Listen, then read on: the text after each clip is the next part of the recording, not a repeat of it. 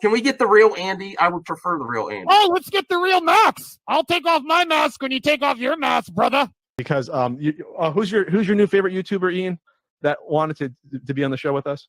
The madman. The madman. Mad Movie Man. Let's bring on Max Movies because he scares the living shit out of me. Hold on. Oh wow. Mad Max says, I think you should apologize. Right? I'm sitting here in a goddamn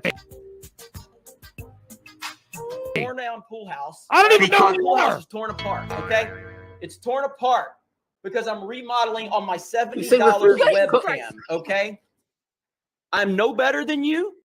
I'm sorry, but don't you guys find it kind of creepy that a 40-year-old man To me, it's funny. He's a YouTuber. He wears a Dr. Doom mask to interview Tommy. in all of their videos because they're afraid to show their pale white face? I don't know. That seems a little suspicious to me. Yeah. Let me get Max in here. Oh no, ladies and gentlemen. Oh no. Oh no. I should never have allowed it to happen. I'm already regretting it. No, Especially some dude just wearing a mask all the time, screaming at the camera. Mad Max is here. Never thought I'd see you in my chat. Great costume drawing. Thanks. Rich, long time. Please take off your shirt and show us some saggy melon. Yeah. And please, with some Finnegan Fox enthusiasm, Yes! show us on the floor. Oh God, I see what you did there. You son. I like saggy melon. Oh, there you go. But like, it just hard at work. This is hard at work. Messed up Where's now. your boss? Saggy, hold on. Go get your boss. Go get your boss. At work. I need your clout. Chase it off of me, bro. I need your clout. Oh wow. I'm at work. You see, I'm working. I'm trying to get end ready. the night.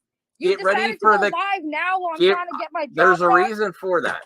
Get ready for the cancellation live in person. Get ready for the cancellation. Yeah, you were about to get canceled. You already know. I'm not that one. I already told you. I was watching your other stream. You're like, I hope someone shows up. Listen, I'm backing down. I don't have. I can't take the melons. You don't want this. You don't want this. You don't. I don't know. You don't. I know you're stocking shelves. Oh wow, you're smoke. You do not want to mess with. See, the accusations were false. Someone said you're doing a lot of texting at work, and she's stalking. Doing a text at work, damn right, because this is my job. No, I'm doing my job while we're talking. So you know what multitasking. You know what the reality is.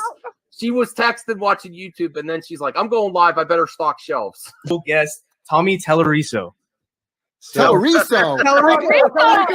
Oh my God! All right. Restart the stream. Restart.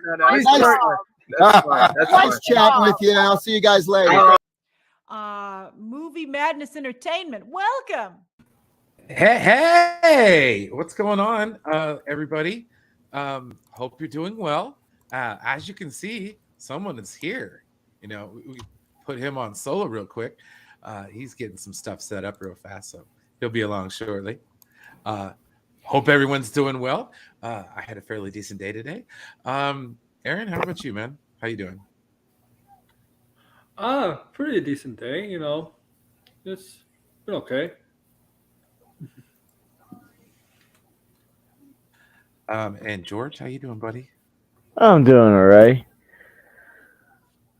I'm recovering from a clogged ear. I'm still recovering, but I'm doing good. Wow, a clogged ear? Yeah, my left ear has like been clogged like the last couple days. Oh, I hate that. That's never fun. Yeah. Yeah.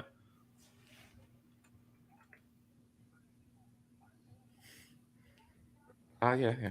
Anyways, awkward pause and silences because Max. Anyways, let's say hello to the chat really fast because Brian's a terrible host.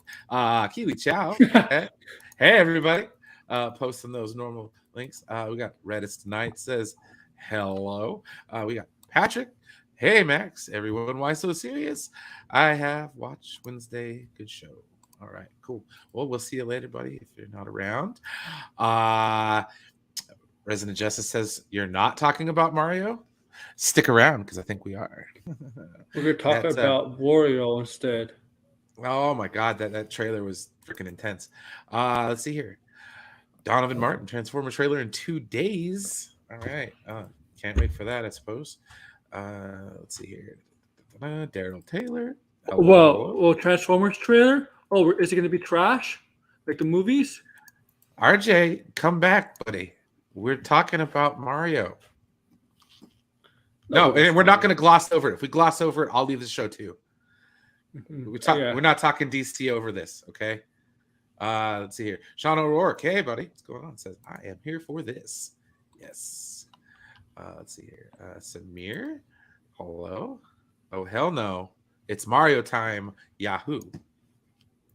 We're gonna talk Mario, guys. We watched the trailer right before we started the show, and that was a really good trailer. I cannot wait to watch it. I don't want to hear people's brains explode.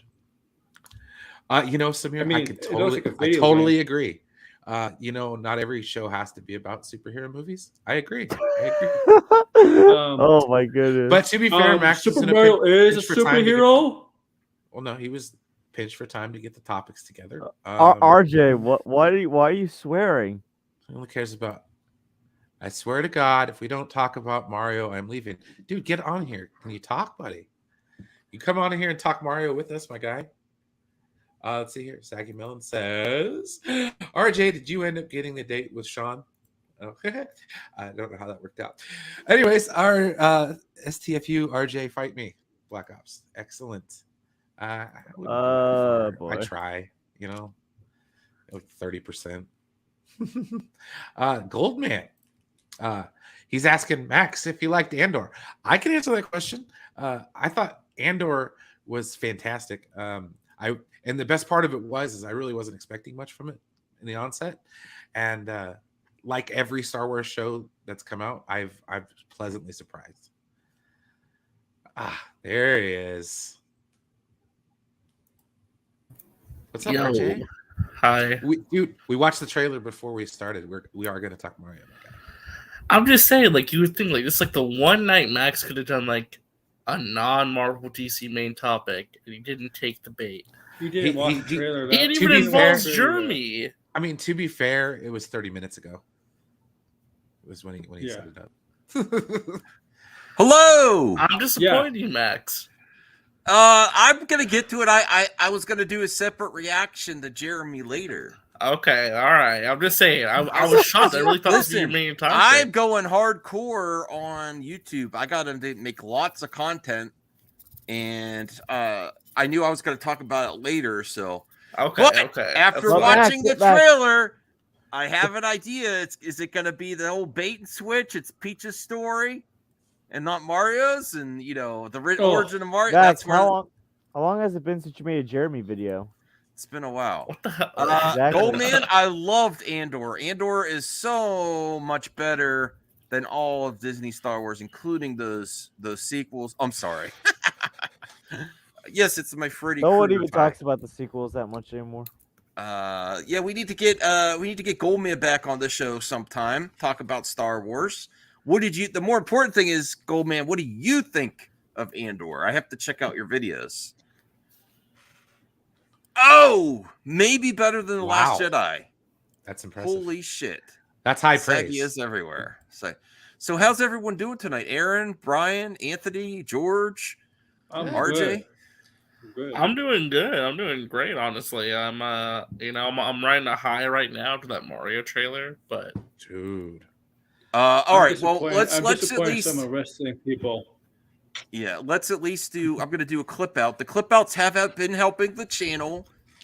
That I'm just to let you guys know they're helping growth. I did my first short today, and I always save that for doing later. Well. The short? No, the short isn't doing good at all. But I at least know how to do them now, so I could do. Hopefully, I'll try to do one a day, and see what works there. They're hit and miss. But if you really hit, you'll get a few subs. But I do have a topic that we could do right away. It's not going to be watching the trailer. Here we go. Mario Kart 9 Easter egg. And I'll show you what I'm talking about, RJ. You may already know. Let me bring this up here. Make it bigger. Is there any hints at all what may be happening for the next Mario Kart in this image at all? RJ, what is your thoughts? I mean, listen, it has like that has a better roster than the current game. I mean, dude, there's freaking Funky Kong in the background right there. And there's a little bit. There's two people. Yeah. Maybe they might be bringing back a scenario with you could do Double a single. dash. What if you could do a single or double? You get to choose. It's no one yes. And maybe some there's characters no have a one yes. built-in double dash mechanic. Yeah. And look at Toad with that monster truck. But That Aaron, is cool. Aaron, you did not wait for me to finish my sentence. You immediately Okay. said no. Explain yourself. Then it changes to no one yes. I think well, obviously this is a nod to Mario Kart. They want to put that in the movie, which obviously they wanted to have in the cars, and obviously You know they are it's working also- on another I Mario think Kart. Well, aren't they they are working finishing on up the Mario. DLC? If they though? are, then they yeah, they might do it in DLC. No, they're not going to do this. in No. DLC. What I'm saying is that aren't they working on Mario Kart? Yeah, 8 that's Deluxe something to DLC? keep. That's something to keep the franchise going. They're most likely going to hold the next Mario Kart, even though it's bullshit, for the Switch successor. Let's be real. Let's be It is. real. Maybe they might have a version. You mean the Switch. Switch Pro? Who knows? Whatever it's called. I think it'll probably be a Switch 2, to be honest. But it'll I be Switch I Pro. do think there's some Easter eggs here. Well, yeah, I mean, dude, the Donkey Kong's cart has the rocket stuff from Donkey Kong Country. I forget which one. Peach is on her bike. She's wearing her Mario Kart 8 Deluxe outfit. I've never seen the Toad monster truck before. That is new. I haven't seen Toad drive a monster truck before, but I believe the next Mario Kart, based on this, this is just speculation, that you're going to have the options to either do single cart or double, and then there's going to be pluses and minuses to try to balance it out. Now that's a hard thing to balance, but I think you're going to have options in the next Mario Kart. well, Mario Kart 8 Deluxe already lets you kind of build your own cart, but if they do like really like next level customization, I could definitely see that. Yeah. Or you build your own cart kind of thing. All right, How George, about- Anthony, Brian, what How do you think about of a this? DLC from the movie? DLC? Yeah, like until the next Mario Kart. Yeah, Senior Nerd says might not be till next Nintendo system. Hey, H Barts, I didn't send it today. I will send it tomorrow. Today was too busy helping my parents. I barely got here on time. I didn't have a chance to go to the post office, but I will have it tomorrow. You know what though, Max? You might be onto something here because like if they want to go next level with Mario Kart 9, I think they should remember that Banjo Kazooie game, Nuts and Bolts. You're gonna make like your own cart. Imagine that, but actually good. Where it's like you build your own cart to race. You can build like a bike, or like you can like deck it out. You can make it whatever color, any design you want. That would be next level for Mario Kart. Now, Brian always brings me back to reality. Is my speculating madness mind going too far with this? I just immediately think there's Nintendo's directly involved with this movie production, correct? Yes. So no, you're not off base at all. No, I think they're gonna more likely base the next Mario Kart game off of what you see here. Absolutely. In one way, shape, Well, there or was form. also if you go But back, I haven't played Mario Kart though. Sorry, I didn't mean to cut you off. But And I haven't played Mario Kart. No, I haven't played Mario Kart since Super Nintendo, guys. Yeah, the first one. That was the very first one. Wow. I know. Yeah. Yep. So I disagree with Cedar Nerd here, though. I think the next Mario Kart will be on the Switch. If it is, it's going to be like when they do Zelda half on the old console. I'm sorry, but it's been since 2017. They need to upgrade the Switch. Mario Kart isn't a kid's Yeah, the thing is, the Switch is doing very well. That's why they haven't been upgrading it. They haven't been They announcing the should. system. Bro, they're just gonna wait. video. They're just gonna wait because why? But like, what do you think, Yeah. George and Anthony? Do you think this is hinting at the next Mario Kart? Sure, why not? I would love Toad in that monster truck. How can they show this on a movie and then And have the on the next video Mario game? Kart and not have Yeah. that? I think it's definitely gonna be a DLC. I don't know. I Well, think DLC they're going to I stick think- to the old tracks. I do think it'd be a missed opportunity if they don't include this in the next game. Yeah, I don't know. That I Sony will can say. give you the Raimi suits though. They also did an Nintendo Direct today, right? RJ? no, It was for the Nintendo movie. Direct was for the movie. It was For just the a movie. trailer. Okay. It was the trailer. just They a showed off movie, the yeah. Donkey Kong They're model. not They talked to two of the actors. They're not doing a Nintendo Direct until next All year, right. I believe.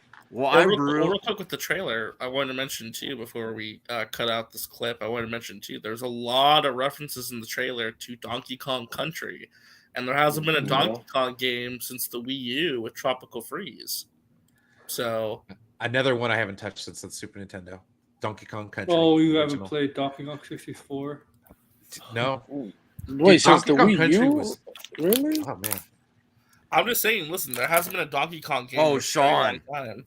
Sean, There's a it's reason, so much yeah. fun. It is so much. The Super Nintendo I'm was just fun. the problem I have is the people that look Wii U forever. The people that supported the Wii have been playing the same Mario Kart forever because a lot of people first got on to Mario Kart 8 on the Switch. What if you bought the game and the DLC on the Wii U too? Isn't the Wii U shutting down? Yeah, the Wii U, not enough people bought the Wii U, but I've been playing the same Mario Kart longer than ever. That's why they did the expansion pack, though. It's Yeah, like but a bunch of still. new maps that were never in the Wii U game. Oh, the Goldman says during Thanksgiving I talked about the Snyderverse with my cousin. That's awesome. Interesting. Don't play Mario Kart? Why? Don't play Mario Kart, really? Because Well, that's a long time ago. Okay. Wow. I remember my first Mario Kart game was Double Dash on the GameCube. That was mine too. Mine was Double Dash. Well, you're wrong about BVS sucking, but I had a game. This is my prediction, real quick, to answer Chubby Teddy's question. My prediction is, I think next year is the final year for the Switch, and then in 2020, I agree. New console. I agree. And the thing is, like, they have to upgrade it because they're working with Nvidia for the next chip for the Nintendo Switch. So they're working on it. So you know. I don't think next year is the final year for the Switch. I think they'll announce a new console, but I think 2 or 3 years they'll have a new console. Yeah. Just because of Breath of the Wild.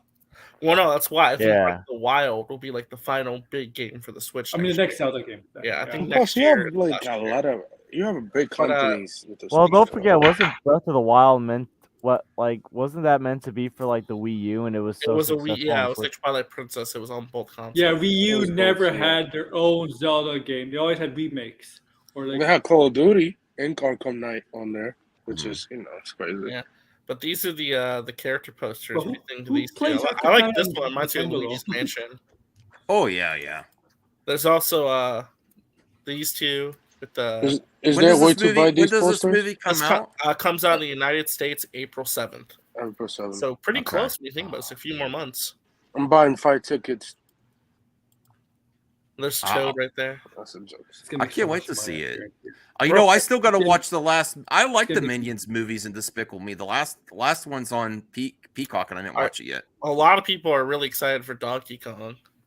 Yeah, I So wish there was a new Logan- game I or Donkey something to Kong. go along with it, though. I agree with this, by the way. Live Donkey Kong reaction. I like how they update him to look modern. a little Hey, bit. can everyone help out and please thumbs up the video? I know people like Max, you're annoying with keep asking, but it's the only way to progress on YouTube. It really is. If I don't remind people, sometimes you forget or sign in to thumbs up the video, help MME. This is important to me. I'm planning things for the future. I have to get the merch out. I got to do coffee mug. I have so many things to do for the new year. And this channel is going to be on all cylinders in December and January. And I know people's, we're going to stay in touch. I know people are going to get busy, but I am going to be the hub for everyone. No matter what happens in your life, you come back and visit Max. I'm gonna be gone. I'm gonna be gone starting next week because of my tonsillectomy, but I'm hoping to come back ASAP for some more movie talk. So, I wanted to mention real quick with this Donkey Kong poster all the way here, right in the corner. It's Diddy Kong and Dixie Kong. So they're there, right in the corner. Yes. And with Frankie there too. They all look the same. Oh, hey, CJH. Happy to see you. Hope you're doing well. I wanted to, when I have some time, watch that Solo movie with you, CJH, but I have to be able to get in touch with you somehow. Here's the Bowser poster. Yes. So what character you guys think is going to be the star of the movie? Bowser, Donkey Kong, Jack Black, Toad, or Mario or Luigi? Mario. Jack Black. Jack Black. I think Bowser's going to steal the show, guy. Yeah, I think Jack Black. Yeah, Bowser's going to steal it. And Mario. I think Princess Peach. And that's why everyone's going to say woke, because it's going to be a lot more of a Peach story than a Mario story. It's woke, Max. It's already woke, they say today. Well, I don't know. Don't jinx it from, or don't spoil anything for me. Yeah, he's got to do the reaction video later. Yeah. CGH, I also want to see your golden Doctor Doom mask again, because that was really hyped for it. I just was caught off guard. So we gotta, connect with me later in the week, and maybe we could do a catch-up stream, just me and you, bro. We'll do a mailbag episode with just me and you, because we do care for you, CGH. But you do you too. There, I like the video. Oh wow. Look up the Cocaine Bear. Oh yeah, Cocaine Bear's gonna have a trailer soon. But I want to mention real quick too. I said this. I did my stream last night, Max, and I said, "Could Mario be the greatest video game movie of all time?" I think it might be. I think it's got a lot going for it. It's got more characters than Sonic has for it, and Sonic's in the real world. It's got everything. It's got the whole I think Mario being world. animated makes it have more potential, because you can do a lot more in animation. RJ, compared to that list that we saw yesterday, like it's got more ups and downs, especially if you compare some of those movies on that list yesterday. You know what? I was also going to save this for later, but let's get a hot topic in there. You ready for it? You ready for it? Hold on a second. Hold on. Let me prepare this. Mamma mia. Let's Yeah, Chris Pratt's voice was good as Mario. I don't know. let's comment on this post here. Oh, this is boy. from Twitter. I know scared. I know some people on the panel are going to have a lot to say about this. I was going to do this video on this on my own, but you're all here. Okay. Hashtag Patreon. Sill Nation has an update. Now, this is where I ain't no Sill shill, okay? Before you get going, is this going to be clipped out? Yes. Okay. I ain't no Sill shill, but grifting on becoming a victim, I am getting so sick of this. If you are a scooper and you are in the scooping game, you know how people think of the industry, that part of movie talk. So I do believe this is next level grifting, targeting my platforms. If you stop, here's my message to Sill. Stop being so fragile. If you are not just covering Mikey Scoops and you are in the scoop game, realize that the majority of movie talk is just not going to like you. They're not going to like you because you leak product. You're not always consistent, regardless of how good you think you are. And stop this bullshit now. I'm being targeted. No. For better or for worse, maybe it's Doomcock, maybe it's the rest of the internet. People don't trust scoopers. So this, And he puts a Patreon this feature. is the typical grift move. I'm being attacked. Here's my Patreon. Nothing wrong with Patreon. Nothing wrong with supporting this man. But using that, it could potentially be emotionally manipulating your audience. That you're being attacked when people say you're full of shit.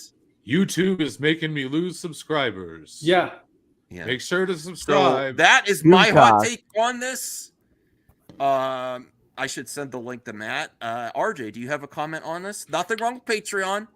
No, well, here's what I want to say. Okay, there's absolutely nothing wrong with having a Patreon or trying to monetize your content. All of us want to be able to monetize our content, because obviously when you put as much time and effort into your content as you do, you want to make a little bit of cheddar. It's only natural. We all want to make some money off of what we do, clearly. And I don't condone anyone's Patreon being taken down or anyone getting into legal trouble. But that being said, when you are caught stealing screenshots and Allegedly. Even if you feel even if you just say allegedly. Okay.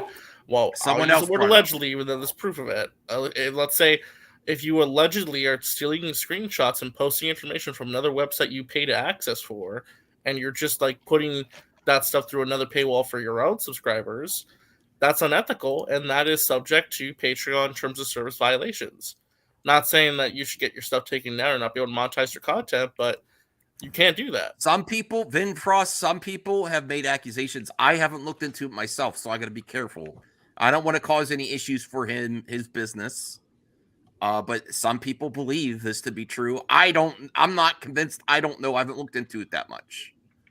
But I also feel that becoming the victim here is going to become more and more bullshit based on what he's been promoting about the Ayer cut announcement. And I've been consistent. I didn't say he said it was going to be released, but now that wasn't my scoop, and now I'm being attacked when your channel gained relevancy from covering Mikey's scoops and promoting it and acting like it was legit. So that's my criticism towards you. Stop being a snowflake. It really feels like you're grifting here. Realize what what people think of scoopers. And if you're going to be the victim the rest of the year, that's going to be bullshit, because I was ready to call you out on the Ayer cut, and you're already shifting and saying that, well, that was Mikey's scoop, that was Mikey's. And if he's already playing the victim, this is going to be bullshit. That's my thoughts. Brian, George, Anthony, do you have anything to add to this? And then Aaron? I mean, probably, allegedly, he probably broke Patreon rules, and he got in trouble, and then he took everything. I don't know off. anything about that. I know people made accusations. I have no idea. Yeah. So if he did that allegedly, then this is why he made this. Okay. So yeah. So if he broke the rules and stuff like that, and they told him to take it down, then it's his fault for it. Well, I want to mention really quickly, too, before someone else jumps in. So in his statement, too, that I saw, he also said that no one has been able to disprove any of my scoops, but haters keep coming. I don't remember. You can click on it and read it, but he said something about haters coming at him, but, no one being able to disprove his stuff. And that it doesn't make for a great statement. And there's no accountability for allegedly, or even somewhat addressing, really, I feel like, or adequately addressing the accusations of copyright infringement. So. Okay. All right. Aaron, did you have anything to add, or George? And he's not I being have something to add. targeted. It's still there. 2 words. It's still. I don't trust them. Okay. And you know what? People are just, no matter what, but you're like that with most scoopers, right? All of them, pretty much, Aaron. Oh, most scoopers I don't trust, but I see some scoopers that admit they're wrong with the scoops they got. He's never misses wrong. Yeah. All right, George, Anthony. I don't know how. I usually don't know how Patreon works, but considering it looks like he's doing something very shady, it's like he's got to admit when he messes Well, you didn't up. personally look into it yourself, like me, right? You're just going So from what it sounds like that he's deflecting and not admitting that he made a mistake or error, which I feel like that's when you lose credibility, because look, at the end of the day, if you're going to get involved in the scoop game, you got to admit when you're wrong about your scoops. And the fact is that he's never done that. And in this case, he's not doing it when it comes to his mess up with Patreon. Now, I'm not going to say he did this intentionally or not, because, sometimes you don't really know what the rules say, but you got to admit when you screw up, and he's not admitting it. Wow. All right. Anthony. I already said my thing, man. Okay. Stop playing victim. That's it. I don't. Yeah, have it's any, yeah. Go ahead, Brian. What were you just? I mean, I don't have an axe to grind here. I don't care. I'm just, you screw up, man. Face up to it. If not, then shut your mouth. Don't be the victim. Yeah. So, I just don't care. Sure. I hope he didn't do what he's being accused of. I'm not convinced yet, because I'm not looking into it myself. I didn't know that this specific tweet was put up there because of that. I just thought, I thought it was because of the James Gunn situation. I'm being targeted by Gunn. That's what I assumed. No, it's about his Patreon, and well, I think it was a response to both things, being targeted because of the James Gunn stuff, but also mostly about Patreon, because now he won't be able to post those images anymore to his Patreon, because I would assume Patreon cracked down on them and got around to it. So, oh, okay, all right. Well, we do have other topics here. There's a main topic. We do. Yes, that I wanted to talk about, and this is an article that was on the Direct, and I'm like, yeah, I want to talk about Marvel versus DC. I think that DC. Now, I'm very positive about the future of DC right now. I think if they are going to get it together, this is the time. More so than in the past. Even when the Snyder Cut was coming out, there was still indecisive and reactionary decisions for projects. Saying that you're going to get a Bible together, and whether you like James Gunn or not, he's got a lot of good relationships with talent and other directors, and saying that he's going to put a plan together is extremely exciting. And I don't say MCU is dead either, but I think if they do actually bring back Superman and they have these cameos in the movies, I do think that the DC, this could be the time of the DCU, and that, good competition rises everyone.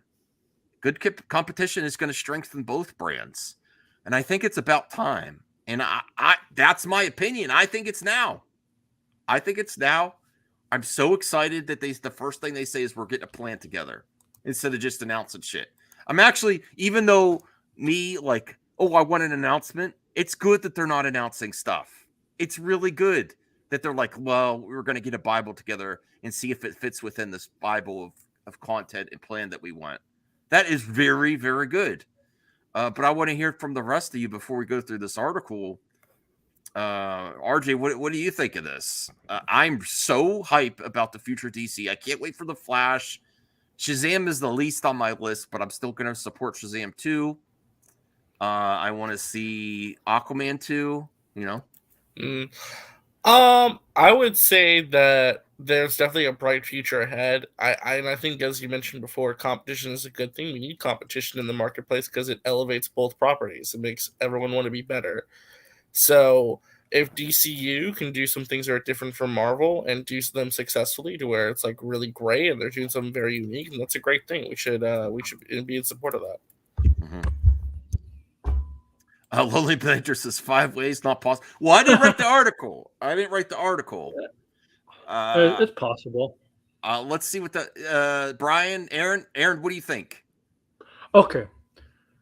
This year, 2022, Marvel and DC, let's compare. We had three major things from DC. Black Adam, Peacemaker, and the Batman. Black Adam was not exactly the best writing, the best story, okay? But it was fun for being what it is. Batman, I know some people on the panel didn't like it, but overall, a lot of people loved it because it had a great writing, cinematography was great, and didn't have heavily relied on action. I know some people like Batman have action, but I think what made that movie great was the writing and the storytelling, and everything else, the cinematography, and how they made Batman look scary in that film, like especially the penguin chase when he just walks at an upside down penguin in the car. That's great. That was great. And Peacemaker, arguably one of the best shows HBO put out this year, and was second to the Zaslav show, right? First when it came out. Yeah, The Marvel movies. I did not like Thor and Thunder as much. I thought it was okay, but it's a typical Thor and Love. It's typical Taika Waititi movie. Doctor Strange I liked. Some of the Marvel shows they're okay. Some of them I did not like. I think DC has a better track record in terms of storytelling and that's storytelling, and with that the storytelling I think it has a better quality. If DC could keep that up, then it could do better in Marvel. Okay. Eddie just joined us. Hey, thanks for joining, Eddie. I'm very happy to see you more often lately. I appreciate that. What do you think? Do you think it's the time for DC to shine? We're getting you fresh This article says Marvel versus DC: 5 ways the new DCU could be better than MCU. I mean, no, I am well confident now since I think they are, staying true to what they're saying about a plan, on the 10-year plan. Because I thought it was false that Zaslav just sit out on the spot in the earnings call, but I guess it was true. They're planning it, James and Peter, and I can't wait to see what happens with the new slates and everything else is going to be announced. I mean, I have confidence. I'm still one of those people that believe, they were still giving out quality. It's just that some things were inconsistent, like box office, and among other things as well. But again, I think they definitely have the stuff there to be more grand than they were before. We just had to wait and see. But no, I'm confident. I definitely, as a DC fan, say I definitely trust the people who are in charge. All right, cool. Anyone else want to add anything before we get through this article? George, Anthony? DC has been doing good this year. I mean, Black Adam, we don't talk about Black Adam. The writing was not good. The action was fun and everything was not good.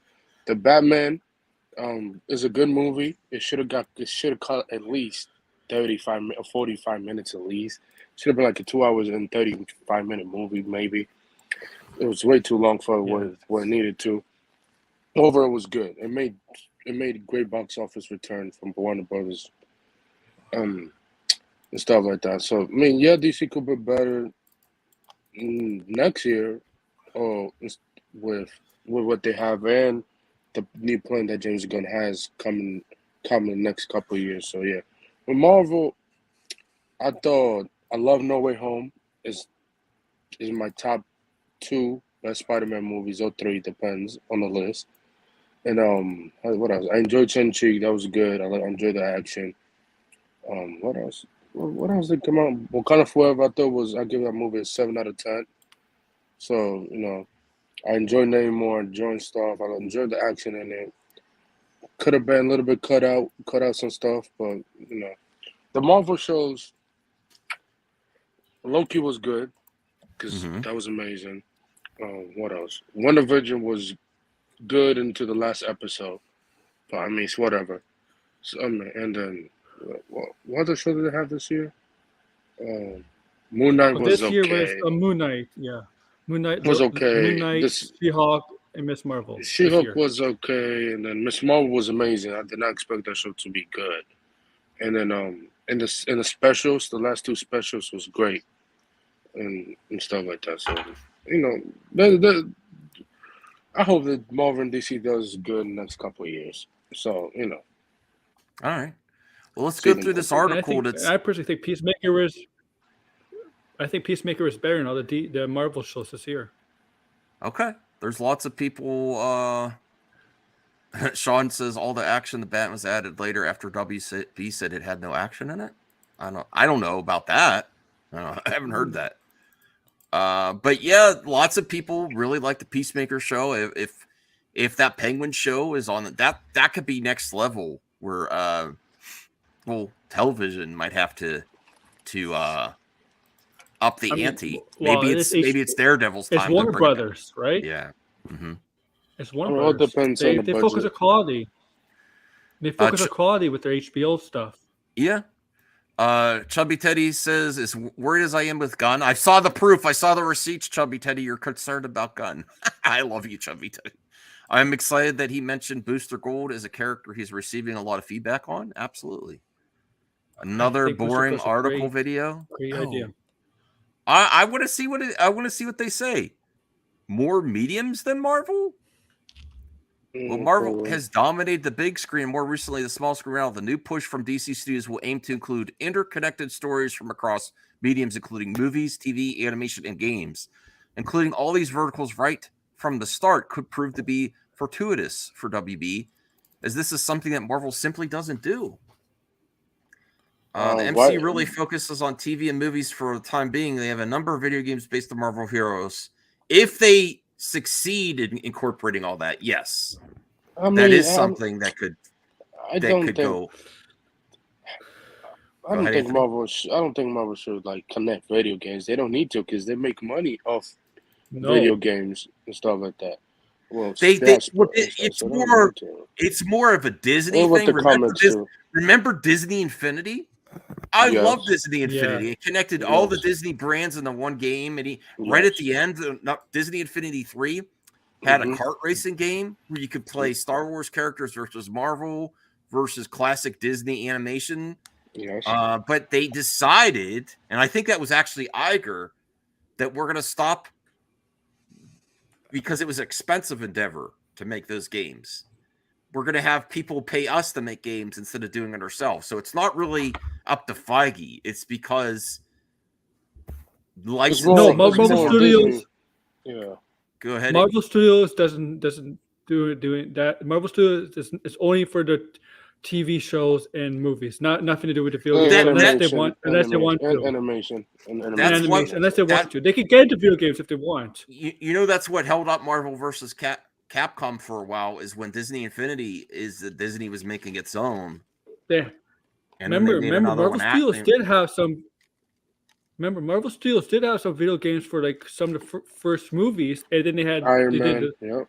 And Lego. They did Lego Avengers, but Lego doesn't do just exclusive deal for that time, right?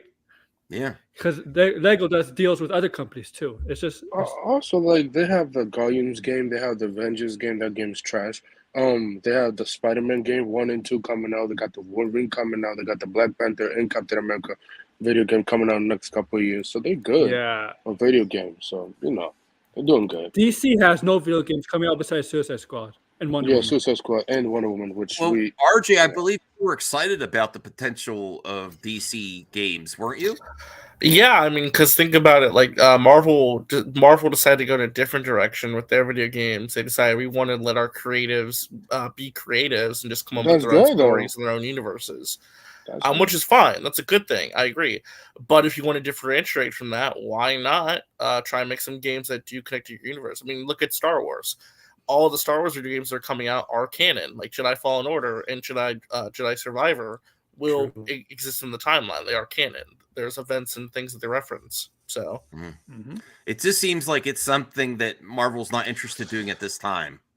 You probably gotta blame Bob Iger. I think if you ask Feige, you follow the money. Honestly, you make more money licensing it out. It's better for it could be better for your audience and your consumer if everything's connected. Or some people might not like that. Eddie, what do you? Oh, go ahead, Aaron. They had a game like. They had a game. Marvel had a game like World of Warcraft, but it stopped a couple years ago. You're not talking about Avengers, are you? Yeah. No, I'm talking about Marvel Heroes, the MMO game. Oh, Marvel Heroes. Games. That was on PC. Yeah. Do you think this is something that DC could surpass Marvel on if they start doing storylines that have something to do with the movies and the shows and their games, Eddie?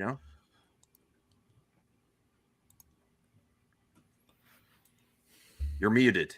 No, I was very excited when I heard that, and the animation thing as well, because I actually wanted that stuff to happen. I mean, Marvel hasn't really done it yet. I mean, I guess What If kind of counts in the way, but still, it's like in the multiverse.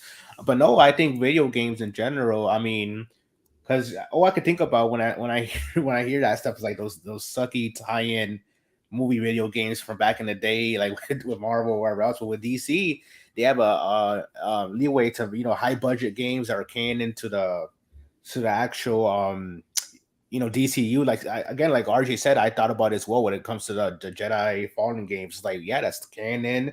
They take lots of time and care to make those games great. And again, I said it myself. Don't go the route Lucasfilm though. Like, get the people you actually want to play those characters in live action, but start them off with animation or in the video games. Like, get the same people you want back when it comes to live action. But no, I mean, I'm very excited. I know some people are saying I don't know about this. I think they'll still have standalone stuff that's separate, but at the same time, I wouldn't get mad about like a couple of games being set within the DCU.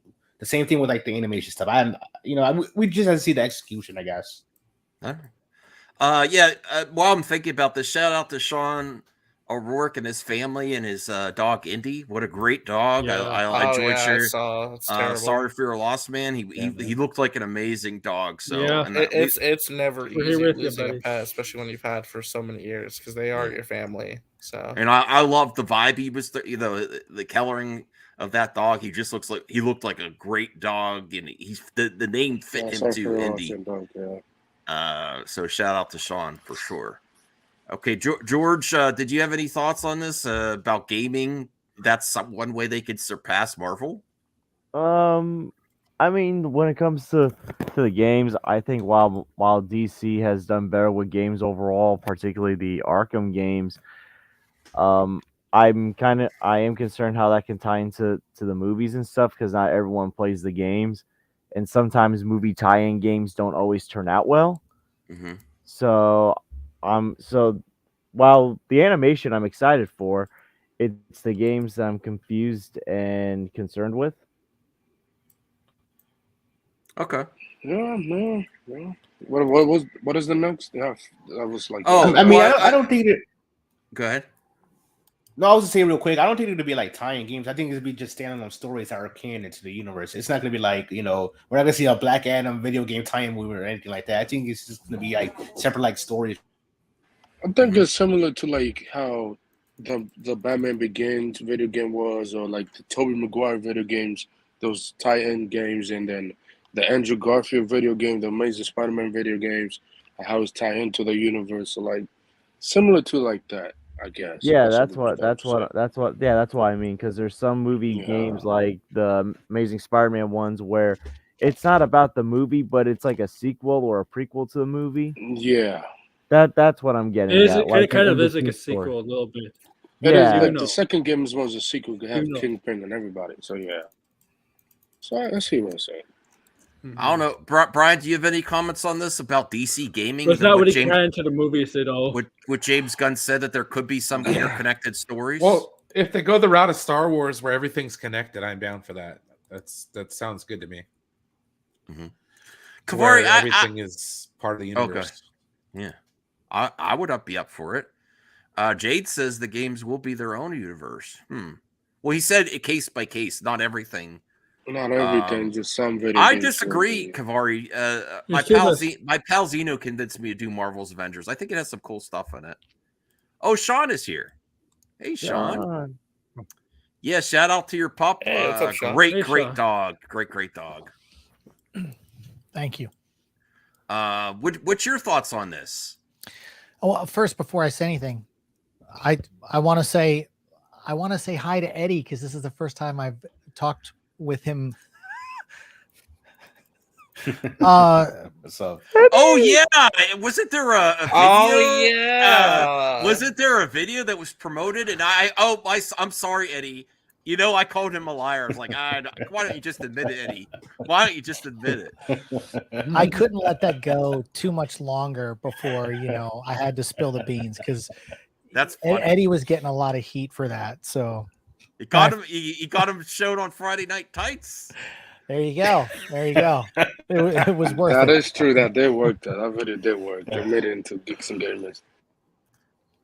Man, Eddie, what does it feel like? He loves your videos so much. He paid to promote it. I did. Well, that particular video I really liked. Yeah.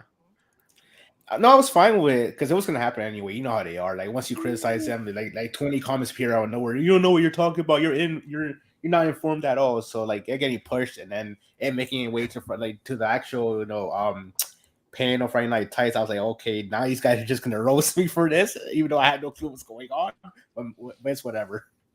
Mm-hmm. What do you think? We're just in the one part of this 5-part story. I really think it's the DC's time to shine. And yes, can you remind people that was your scoop? James Gunn, you were one of the few that said James Gunn is going to take over. Yeah, and I dropped another Twitter scoop today, which I try to stay away from scoops, but I dropped one today. Hold on, breaking scoop. Hold on, let me get to your Twitter. I have to go and find that. I got to see what this is. Oh, you saw The Fablemans? That's on your Twitter. Oh yeah. It was a good movie too. You should see that. This is a DC Oh, having- is it the one about the penguin show? Yeah. Uh-huh. Oh, I think I retweeted this. Yes. Yeah. All Wait, right, so was that you like making fun of scoopers, or was that you being serious? No, I'm being serious, but I don't normally do the scoop stuff Oh, like that. okay. But I received a phone call, and I have to be careful how I word this, but this person starts working on the Penguin in January. Their position is up there, and they said, hey, it's $300 million budget, and they're gonna build out all the villains on HBO Max and spin them off into the movies. With Pattinson. This way they don't have to waste time on in the movie. They don't waste time to explain them in the origin movie, stories. And Yeah, then it makes people go subscribe to HBO Max in order to I was going to mention, Sean, watch that stuff. I was going to mention, we did hear, I think it was in the Hollywood Reporter, I could be wrong, but I could have sworn they mentioned that they were looking at, what was it, Clayface, Scarecrow. who else? Scarecrow and someone else. Well, Professor Pig. Professor Pig, thank you. Well, there's a rumor. I don't think it's true that. Well, let's there's not a finish rumor, I here. don't think it's true that Hush might be the villain in the second movie. I could see Hush. I will say that everyone's kind of gotten on that thread and been like 300 million. What? But what people forget is individual states, they're shooting this in New York. Yeah, it's expensive to shoot it. Yeah, it is, but they also offer a 25% transferable tax credit, so they're going to get 75 million Gotham looks like New York. back off the production. That's off great. the production. So when you hear that number 300 million and you start going, what? That's insane. Take 75 million off that. And then that's your budget. Now that you're explaining it more, I retweeted this, but I didn't really examine it. And yeah, that is next level. Yeah. So what is 75 million off of the, so you're talking what, 225 and then that's for 8 episodes. And when you look at six episodes for Moon Knight as an example, that was 165. Miss Marvel 6 episodes, 150. So you add 2 more episodes onto that. And then I'm also hearing it could be parts of another show.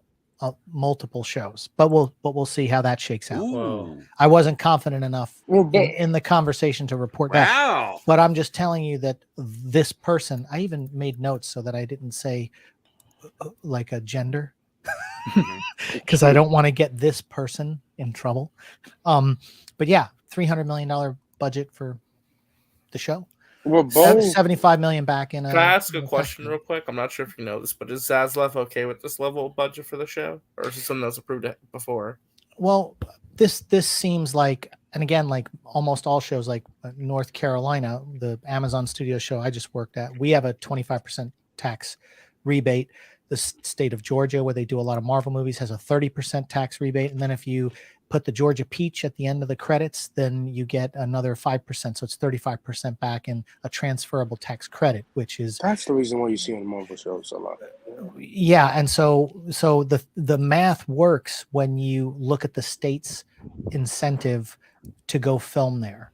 So and some people, some people had argued that the last James Bond movie went to so many different countries. They go to the Bahamas, they go to here, they go there, that they had so much in tax credits that they offset the entire budget of the film.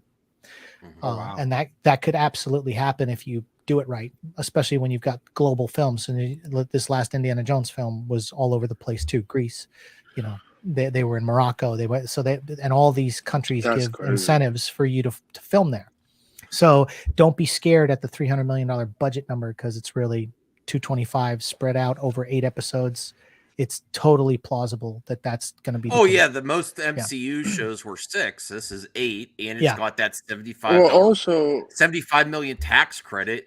Protoss X, are you really? I love you, Protoss X, but are you really upset that a company is spending a big budget on a project? I'm like, that gets me excited. Well, I was going to mention too, just real quick. Here's the thing. Oh, sorry, Aaron, go ahead. I'm just saying, people in the chat, you have to understand TV shows just have biggest budget as movies now. Now this is even bigger than movies.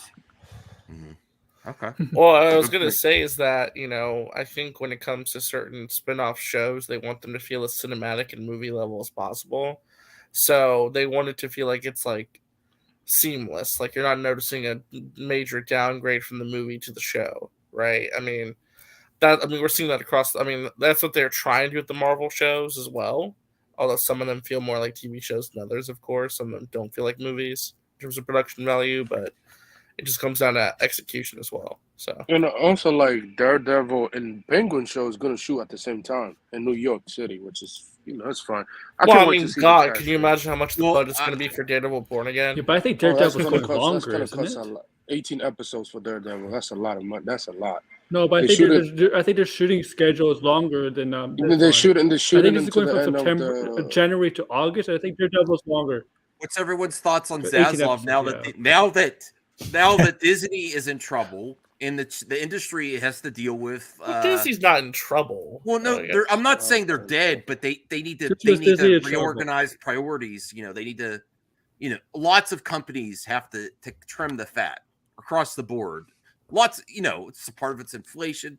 People have less income, so they have to tighten their ship. It's not in trouble. Maybe that was the wrong word, but how do people feel about Zaslav now, based on the way it's been going? James Gunn, hearing this potential scoop from Sean about the Penguin project, and then people calling Zaslav cheap. This is not a cheap production.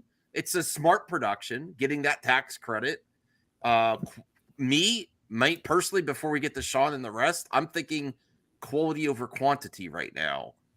You only need one good show instead of 5 average ones to get viewers in. And also remember, this is Matt Reeves' universe, and he's building it out, and he's gonna have the production level of the Batman.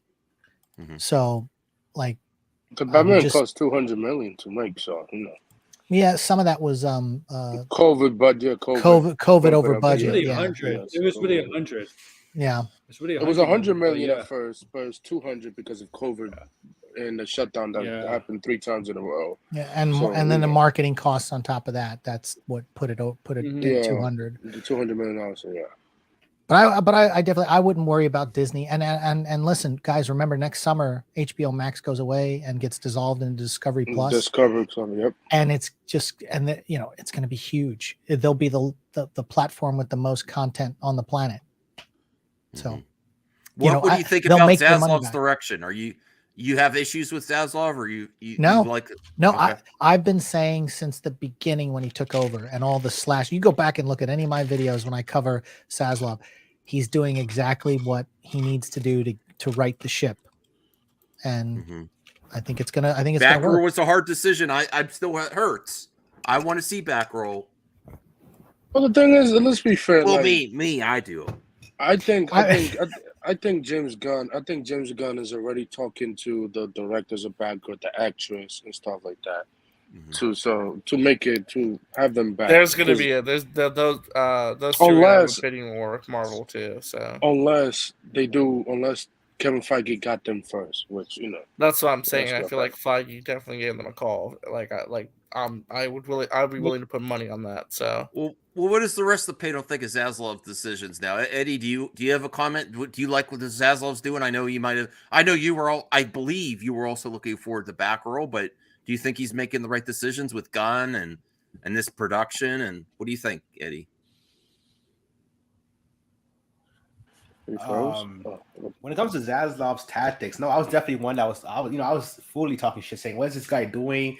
He decimated the animation division at Warner Brothers. He canceled Batgirl. He was taking away so much content from content that people love. Stuff.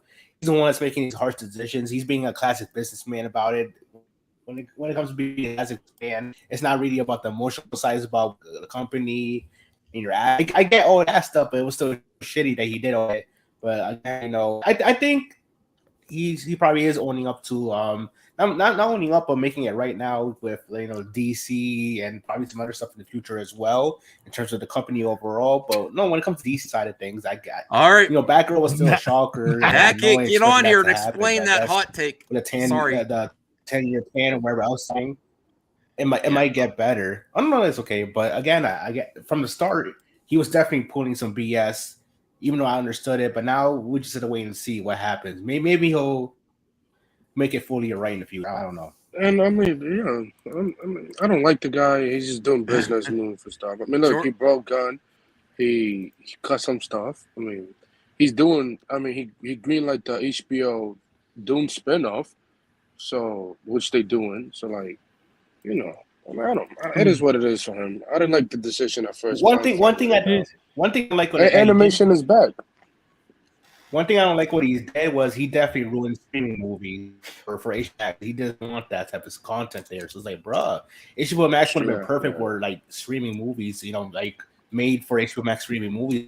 But now we won't get any of that. And I'm excited for the DC stuff that would have been there. But again, I guess he wants everything theatrical, it makes sense why he wants to box office money from it. I mean, Magic Last Dance is going. It was from streaming. It was a streaming movie, and they're going to movie theaters next year, just like the Evil Dead movie too. Like that's. I mean, he's trying to make money back, which I mean, good for him, I guess. George or Brian, what do you think is Zaslav there after all this stuff? After some things you've seen recently, do you think he's making the right decisions? Yeah.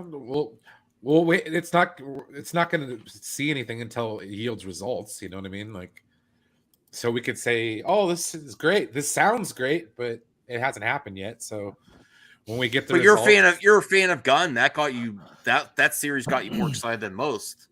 Peacemaker, right? No, it was really good. I really enjoyed that one. It wasn't too bad. Was Matt seen? We'll get Sean's response to Matt right in a second. George, did you have any? What do you think of Zaslav? I neither like nor dislike Zaslav. I think you wait and see. Yeah, I think he's made promising decisions, but also head scratching decisions. And Aaron, if you want to recap, what did you think about Zaslav? What do you think about him now? I think he's making. I'm not happy with every decision, but you have to make decisions. You're not gonna please everyone at this point. I think he's making a decision from a business standpoint, right? Like from a business standpoint. Now, the thing about business is cold. It's cold, right? It's heartless. It's not meant to be. Are you serious? That's Zaslav, right? He's cold. Yeah. I'm just. That business is not meant to be. I mean, right? This is what he's doing. That's what he did with Batgirl. Batgirl was not. Yeah, I feel for the cast and crew, of course, but he saw He didn't see a. He didn't see a profit in it. He didn't see the value in it, right? But he could have totally invested in the Batman stuff because he saw how successful the Batman was, right? He saw how successful that was, and he wants to invest in that. He wants to invest in things that he thinks it could work and make money from. And that's business is all about. It's about making money. And also business. It's cold. It's cold. Business. And also before Sean goes, like it's confirmed that Barbara Gordon exists in the Batman universe. So Matt Reeves might use the character too, and that that might be in his deal too. So Okay. Yeah. Okay. Sean, right? we need to get together and talk sometime about the future and the Sean O'Rourke show too, because I want to get you on. I want to get you on StreamYard, and there's a lot more options on StreamYard too, where you could clip out content easily too. Yeah, that's the thing. I don't even do that on my channel, so it's but if you do a show for my channel, I can help clip out stuff for you. Yeah, and all you have to do is download it. Okay. Yeah, I definitely want to. I will help you out. You're in the business. We want to support people doing positive things for the entertainment. We appreciate what the insight you. I want to work. Everyone loves you here. And we want to make things easier for you when you have time to be most fruitful online. And I will help you get clip outs. We'll have to get you connected on StreamYard. And I will go back and I'll do little clip outs. All you have to do is download and upload. Oh, that's cool. That's cool. Yes. Yeah, no, definitely want to do that. All right. I like Matt's take on this is it's okay to be wrong sometimes. Go ahead. I like a lot of his takes. But this one I don't think he's on it. But it's okay. I saying he's Look, like Chapek? No, Donovan's correct in the chat. He's playing the long game, and they had a plan going in. And look, they needed a fall guy to cut some fat to get the tax, and Batgirl was it. I mean, if you looked at the big picture, and if the test screenings weren't that great, and people were saying it felt like a CW show, It had the same score as Black Adam. Yeah. I mean, it is what it is, man. It was just a sacrificial lamb. And I think people should really call it from a business standpoint what it was. And it may not necessarily have been a bad movie, but at the same time, it's like they had to save $90 million or get a write down of $90 million. Boom, that was it. So couldn't they sell the movie to another like streaming service or something? Like, they could you could have got the money back. But I mean, Warner Brothers has been licensing stuff to Netflix. They're making money, and they're licensing stuff to different networks on television. So and Apple. They're not opposed to like, hey, we're going to keep everything on the platform and nobody can have anything, because it doesn't make good business sense. And again, like just like Disney's dropping a couple of episodes of Andor on Hulu and stuff like that is remember, again, it's kind of like creative film financing. They can pretend they leased it to that to get write downs because they're losing $1 billion a year or each quarter, and so they can do these things, these vertical or lateral maneuvers to save money. So anyway, that's that on that one. All right. RJ, what did you think of Matt Jarbo's comment that he's similar to Zaslav is similar to Chapek? They're both money guys, and they're both guys I don't particularly am very fond of. But I mean, like, I understand business is business, although I don't place a lot of trust in someone like Zaslav personally, just because I don't think he very much views creatives in a great light if they don't make money. Which I understand it's a business, don't get me wrong, but I feel like, especially considering how animation's been treated under the Zaslav regime thus far, I'm not a big fan of him personally. But if he delivers in terms of strengthening the blockbuster franchises, great. But I hope that we don't lose focus on the part as well. Some of the stuff also might live on other, like, say for example, the Batman animated that was being worked on. Cape Crusader? That might, that might actually end up somewhere else. It seems like he is kind of like, not everything has to be on.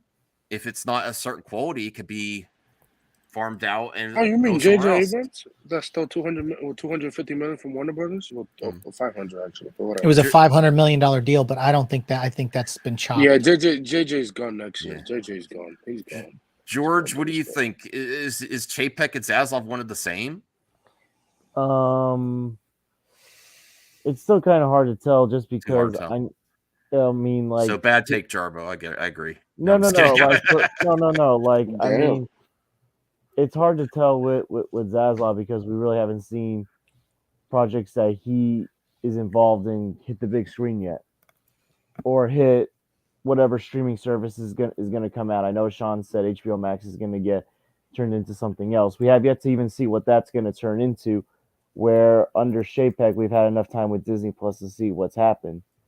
And it's been confirmed that Chapek was cutting budget for Disney Plus. Yeah. So like, stupid. so I want to see like what shady stuff Zaslav starts doing or gets accused of doing before I start making comparisons about the shady stuff. Eddie, do you think Matt Jarbo is wrong? He's wrong. I always think he's wrong, but let me explain it. Zaslav and Chapek are the same. What do you think? I mean, I can see some of the similarities, but I think Bob Chapek definitely, he did the damage well. But I think when it comes to Zaslav, no, he definitely has promise, and again, he definitely has some of those same tendencies of budget cuts, and just messing with all these divisions. But again, it's working out more on his side because at least they had a plan for it. There was a reason why he was doing all this stuff. But for JPEG, I don't know what the hell the plan was. He definitely was a poor leader, I guess. Okay. Well, Max, also I think we've got two different situations with these companies. So like Shapek came in and kind of took what was a good thing Iger had and kind of just like started stomping on it, where Zaslav, he's either gonna make things better for Warner Brothers, or it's gonna be the same old. Okay. And yet we don't know the results just yet because it's still too early. Even though I disagree with how he's treating animation, but again, let's be real. Unfortunately, the reality is that there is not a lot of successes in animation right now. Yeah, unless it's anime. I'm sorry. But also look at what they've been releasing recently with James Gunn making the same statement of they're going to incorporate the comics will tie in with this, the animation will tie in with this. So they're looking at it. That's a plus. That's a big plus for them. And there's nothing wrong with outsourcing that stuff. I mean, most animation cells are done on computers. Before that, they were hand painted, mostly in Asia. So almost all cartoons airing in the U.S. were hand painted, the cells in Asia. Yeah. So by a different production company that does it for them. So even though he's cutting the animation division, like he said, that doesn't mean they don't subcontract out to other animation. Hey, deliver this project. Here's the money. We just don't want to have it in-house. We don't want to do it ourselves. We'll just hire somebody. I would just take a wait and see on the animation. Yeah. Also, and to be fair, I think a lot of studios have been neglecting animation. It hasn't been just Warner Bros. Like you've been hearing other studios Netflix. like. Yeah, so Anime's kicking their ass. I'm sorry, anime is kicking. So the Western animation's ass for the most What is part. anime? Anime is for other irrelevant. companies. What'd you say, Anthony? I say anime is irrelevant. No, it's not. Yes, it is. Just like Stranger Things. Well, It's you're irrelevant. comparing apples to oranges, though, Max. They're not the same thing. I mean, yes, it's like all within the animation. No, I know they're not the same genre. thing. It's just like, but profit margins, they're kicking their I mean, ass. dude, we just freaking had didn't Minions Merch, come out? manga, even in print form, anime is kicking Western animation's ass, and they're probably made cheaper.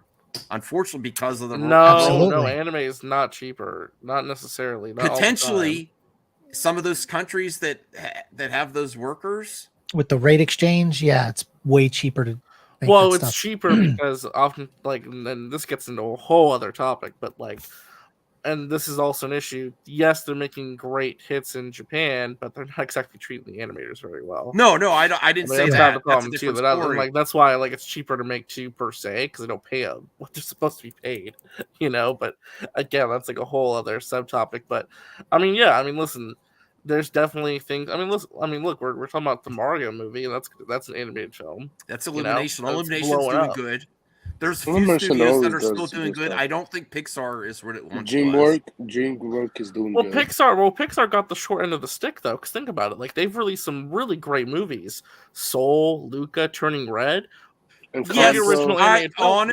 Even though I love those movies, I don't think they're up to the caliber of Pixar's past, though. For Well, real. I'm not talking about that, but they're truly three great films that got on streaming.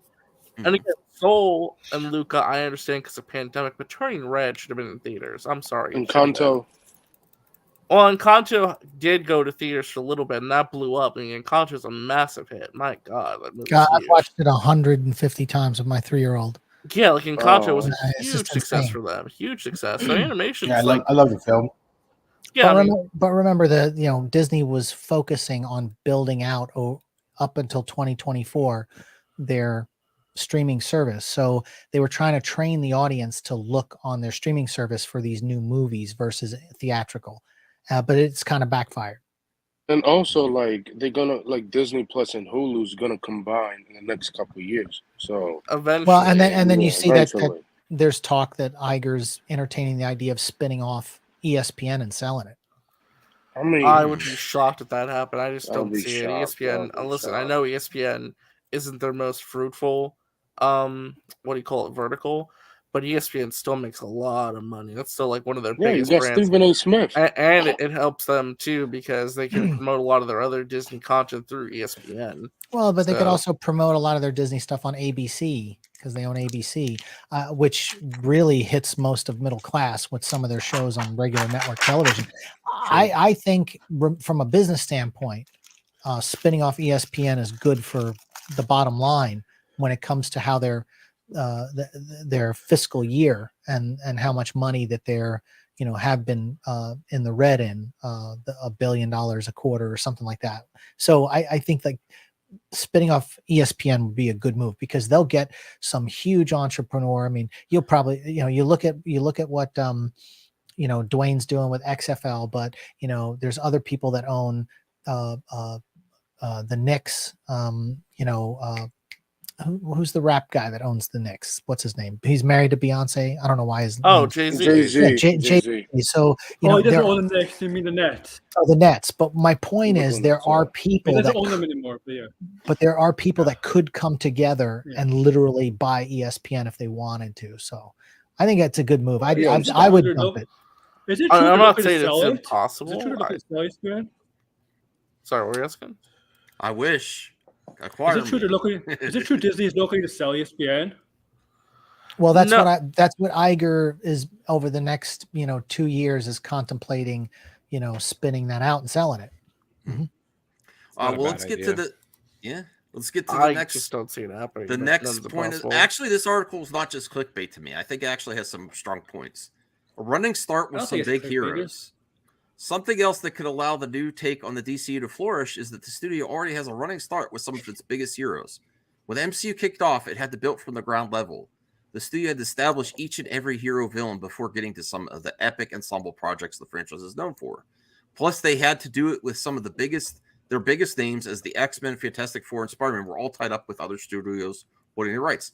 Seeing as the likes of Henry Cavill's Superman, Gal Gadot as Wonder Woman, Jason Momoa's Aquaman are already in place, some of the legwork is seemingly done. That's actually, being optimistic about where they're at instead of pessimistic with the baggage that's been. We don't talk about Wonder Woman 84. No, but they do have things in place. You just need to execute. Well, and that's what I've been saying on my channel for months and months and months and months is you've got the right talent, the personas of these characters in Henry Cavill and Gal Gadot and Jason Momoa. Yeah. You just have to give them good material to be in.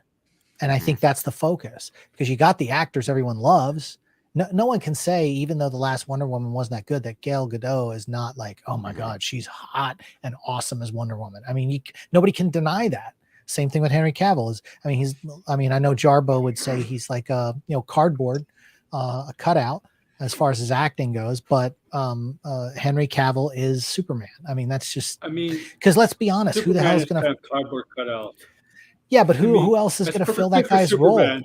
There's nobody out there. There's nobody out there. He's our Superman. Yeah, there's nobody else. And Aquaman, what are we going to, we've already established like Jason Momoa is Aquaman and he'll play that role forever because it's fun, Mm-hmm. So, yeah, I think they're in a good spot. They just it's a soft reboot. That's what I've been saying. It's a soft reboot. Anyone else like the positive take on that instead of the baggage that this DCU?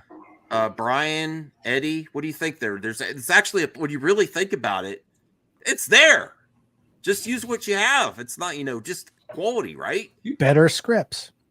Yeah. Like it's going to be a good future. I did see an article. I don't know if it's true. A couple ago about them focusing more on obviously so Batman, Superman. Batman. Obviously the most well-known characters. I hope because James Gunn has been teasing. I hope he spreads it out more with like the D-listers and C-listers and stuff like that. But again, I have no issue with more films of these well-known characters. And to be honest, I kind of do agree with that in terms of acting with Henry Cavill as Superman. It's kind of this to me as well. But I wouldn't recast him at all because he is that role. But no, I have faith that it'll make good well-balanced movies. Obviously get these spectacle blockbuster films and these characters and all that stuff. Mm-hmm. Yeah. Yep. RJ, George, what do you think? Where we're at now? Are you starting to think optimistically instead of pessimistically of the baggage of the DCU? These characters are great. Here's what I would say, and this is not going to be the popular take. So just get ready for it. You have a link, Matt. You have a link, Matt. No, what I was going to say is this is not a popular take, but here's the thing. Oh, good. You are fighting. I think when it comes to DC right now, you are fighting a relevancy battle because for a lot of people in the general audience, not the hardcores, I'm talking about the general audience. They got burnt by the movies that released between 2017 through 2013 through 2017. A lot of people like those movies, but equally a lot of people didn't. All those movies are very divisive, to the point where when Justice League came out, just nobody showed up for the most part. It was a complete flop. Well, Thor and they're still dealing with that a little bit too. Aquaman made most of its money overseas, not domestically, because the overseas markets really got attached to Jason Momoa, and they really liked that movie and what it presented visually in terms of like epic spectacle. The issue I think you're going to face right now is that you're having an issue. I mean, look at Black Adam, only 400 million, right? It's going to top at about 400 million. So you're fighting this relevancy battle right now. Where it's like you have to convince general audiences to reinvest in DC and be like, listen, we're keeping these same characters that may have associated baggage, these same actors, but we are committed to telling better stories that are going to appeal to everybody, not just the hardcores, but everybody. I have the cure for that. Just make everything Batman related. Then. Oh my gosh. Because I'll get everybody interested. Oh my goodness. It's a fact. You're gonna have diminishing returns if you do that too. It's sort of like Star Wars was for a while. That's why I'm excited that James. That's why I was going to say. That's why I'm excited that James Gunn is involved, because I think James Gunn can take these actors and characters that are already established and really reinvigorate them. Because he knows how to create characters, and he knows how to write stuff and create really inventive writing in terms that gets to the heart and soul. That's what's been missing a little bit, is the heart and soul, because audiences are really trying to like get attached to these characters, but they're just not. There's just a lack of soul for DC right now. Well, there's no like when you're so reactionary and no one trusts and had confidence in your announcements. The consumers. Well, so I'm saying the brand has been damaged. The brand has been damaged. So how do you fix the it has an image problem. You show confidence. You show confidence. You release these projects. No matter now. The only brand that hasn't been damaged is Batman. Go ahead. Yeah. Well, I would just say no matter what anyone's opinion is of Ezra, the Flash, that movie is supposed to be amazing. And so if they're banking on things turning around based on those, and I'll be honest with you, I think Ben Affleck's going to come back. And I honestly, in some capacity, yeah, I absolutely believe that. And the thing about Black Adam making just at 400 million, it was like 389 or whatever it was. It did better than Shazam. It did better than James Gunn's Suicide Squad. It did. It's like the fourth highest grossing DCU movie. Besides Batman. Yes, but the issue with Black Adam though is that you have it where it has The Rock as its major star, but also too it just has a much bigger budget. If it had the same budget as Shazam, then it'd be a different conversation. But this movie had a much. I would like to see how I predicted Black Adam's going to do good in VOD. No, I think Black Adam's already proved that it's a good start. I mean, that Black Adam did just about on the level of like Captain America, the original Captain America, when it was released. Mm-hmm. So, I mean, whenever you introduce a character, and then you bring them along the ride, those things are going to get better. And I think that people just weren't aware of the brand awareness, other than like real hardcore comic book fans who knew exactly who Black Adam was. A lot of people didn't. And for me, I think it's going to be one of those ones that's a little bit more rewatchable than Birds of Prey. Oh, Jesus, that was awful. You mean Birds of Prey? Even though I like Birds of Prey. I like it. Good for you. But I think it's more rewatchable than some of those other movies, and it's going to be kind of an evergreen, which The DCU's been struggling to get those evergreen But projects. that's what I'm talking about, though. We're just like, how many people didn't show up to see a lot of these recent DC movies because when they see that DC logo, it doesn't instill them with confidence or the desire to go watch it in theaters. You know how many and that people does exist for a lot of people. They I see don't that think DC it's a logo, runaway. it doesn't feel confidence in them. To be fair, some of these films also had their uphill battles, not just being the DC brand. A couple of them were rated R. A couple of them came out during a pandemic. Well, yeah, and I think here's the thing: Squad Birds would've of done Prey had bad marketing. Even if you like the movie, that film had a very Birds bad of Prey marketing. did have really bad marketing. Shazam came out at a bad time between Captain Marvel and Avengers Endgame. The film got a phenomenal reception from critics and audiences, but unfortunately, it came out at a time where two big Marvel brand films had come out. Maybe if the film And had it was come a out in Christmas August, movie being released in the spring too. had the So. film come out in August, where it was a quiet month, maybe it could have made more money. I'm not saying it would have made a ton of money, but I think it could have made more money. Shazam, because that came out like in April, like in between. Yeah, Captain it got Marvel. sandwiched. It got sandwiched. Yeah, Well, and then that's Shazam on 2 Warner is Brothers. coming That's out on in Warner March. Brothers. So, we'll I'm see what gonna say it happens again. in If in it's March. not Batman related, if it's not Batman related, it's not Batman related stuff always make more money. Obviously, the Batman, the Joker, it's Batman brand will make money for DC. Here's the thing. There's a reason why they're gonna put Batman in the DC stuff. DC did have one film in their universe that did very, very well with critics, audiences, and the box office. It was the first Wonder Woman film, so they're capable of making a well received box office successful film Absolutely. that's not a Batman film. I bet you, Clayface movie would do very well. Yeah, because a budget will be like 80 or 90 million. Probably a low budget. Also, it's a Batman villain, right? Here's the third point on this article: giving the powers to creators. Another focus DC Studios has heading into the Gunn Safran era is on the power of the creator. Well, Marvel allows their filmmakers and showrunners to play the formula a bit, with some She-Hulk-sized exceptions. This new DC Studios will supposedly let the creators define what a DC movie, show, game can be. The MCU can make small changes to that Marvel recipe from project to project, but DC isn't going to put up those walls at all.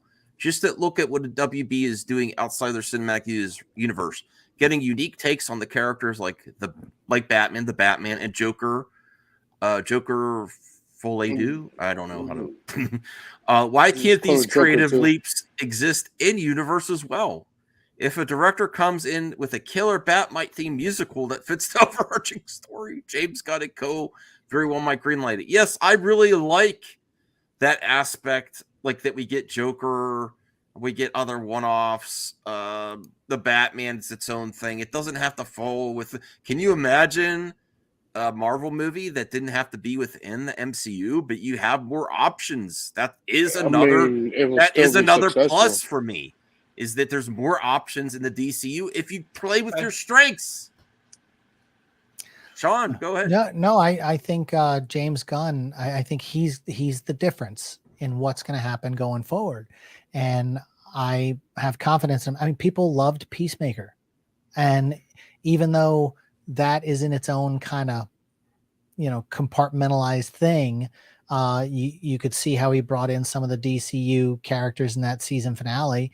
And again, I think you can play with those characters. And going back to Black Adam, I mean, people loved the Justice Society. They loved Pierce Brosnan. The people were screaming for a spin-off move for that. So I feel like, again, this is it's all they're all building from the ground up. And I think that's how they're looking at it. It's okay, then our first movie out of the gate is gonna be Black Adam, and we'll just go up from there. And again, I honestly feel the Batman, Robert Pattinson, Matt Reeves, that's a separate thing, and it can exist just like they're talking about, the Joker stuff, and it can exist on its own. And he doesn't want anything to do with the DCU, which is why he didn't want Ben Affleck's script and to direct Ben Affleck's script, which was said to be a good script.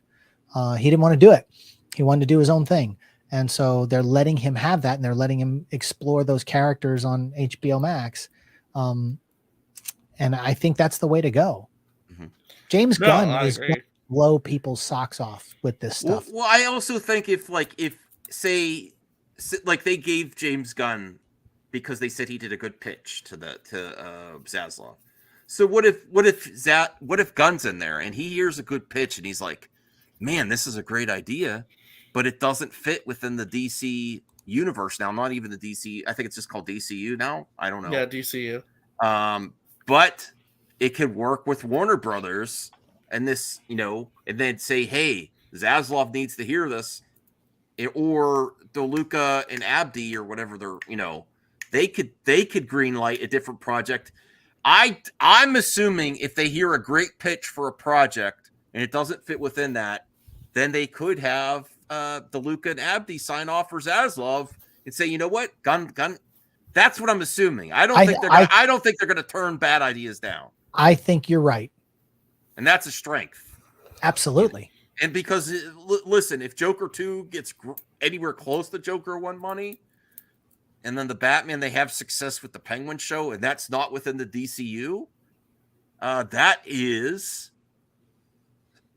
can be a plus that the MCU does not have yet. Well, I was going to mention too, Jade brought this up too. I mean, we just had Werewolf by Night, which is like very stylistically so different from what the MCU normally does. I mean, a lot of Phase 4 was creative experimentation. You had a lot of people coming in trying to do their own thing, and I think that worked out really well.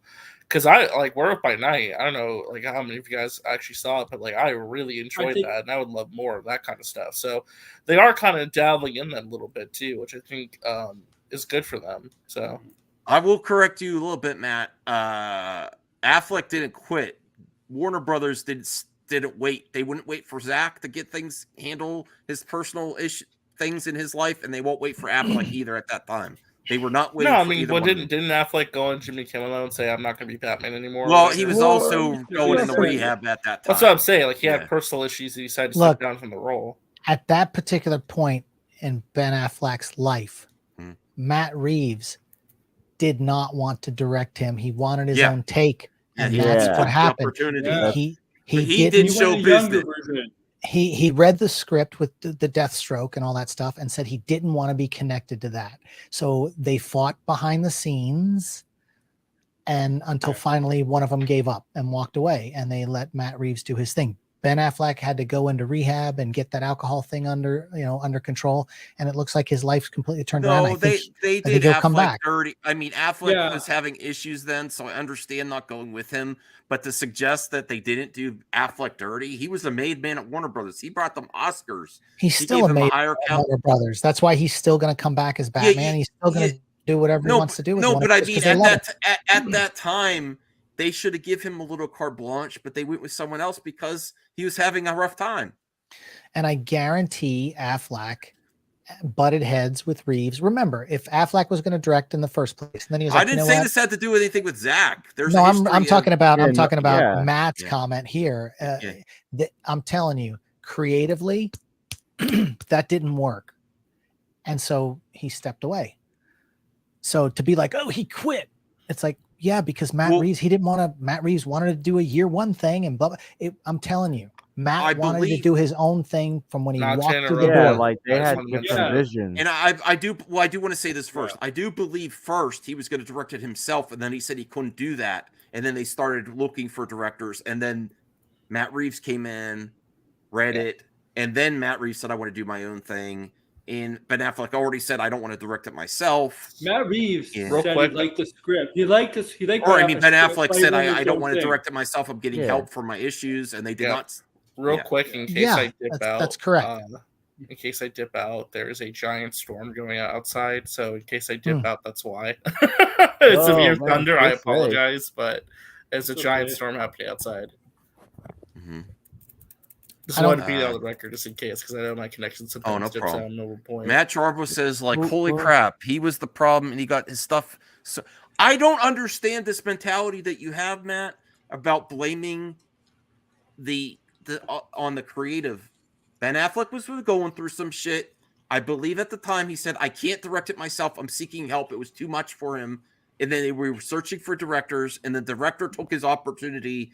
Show business, not show friends. He took his chance to do what was best for him instead of working on the project that they were searching out for him.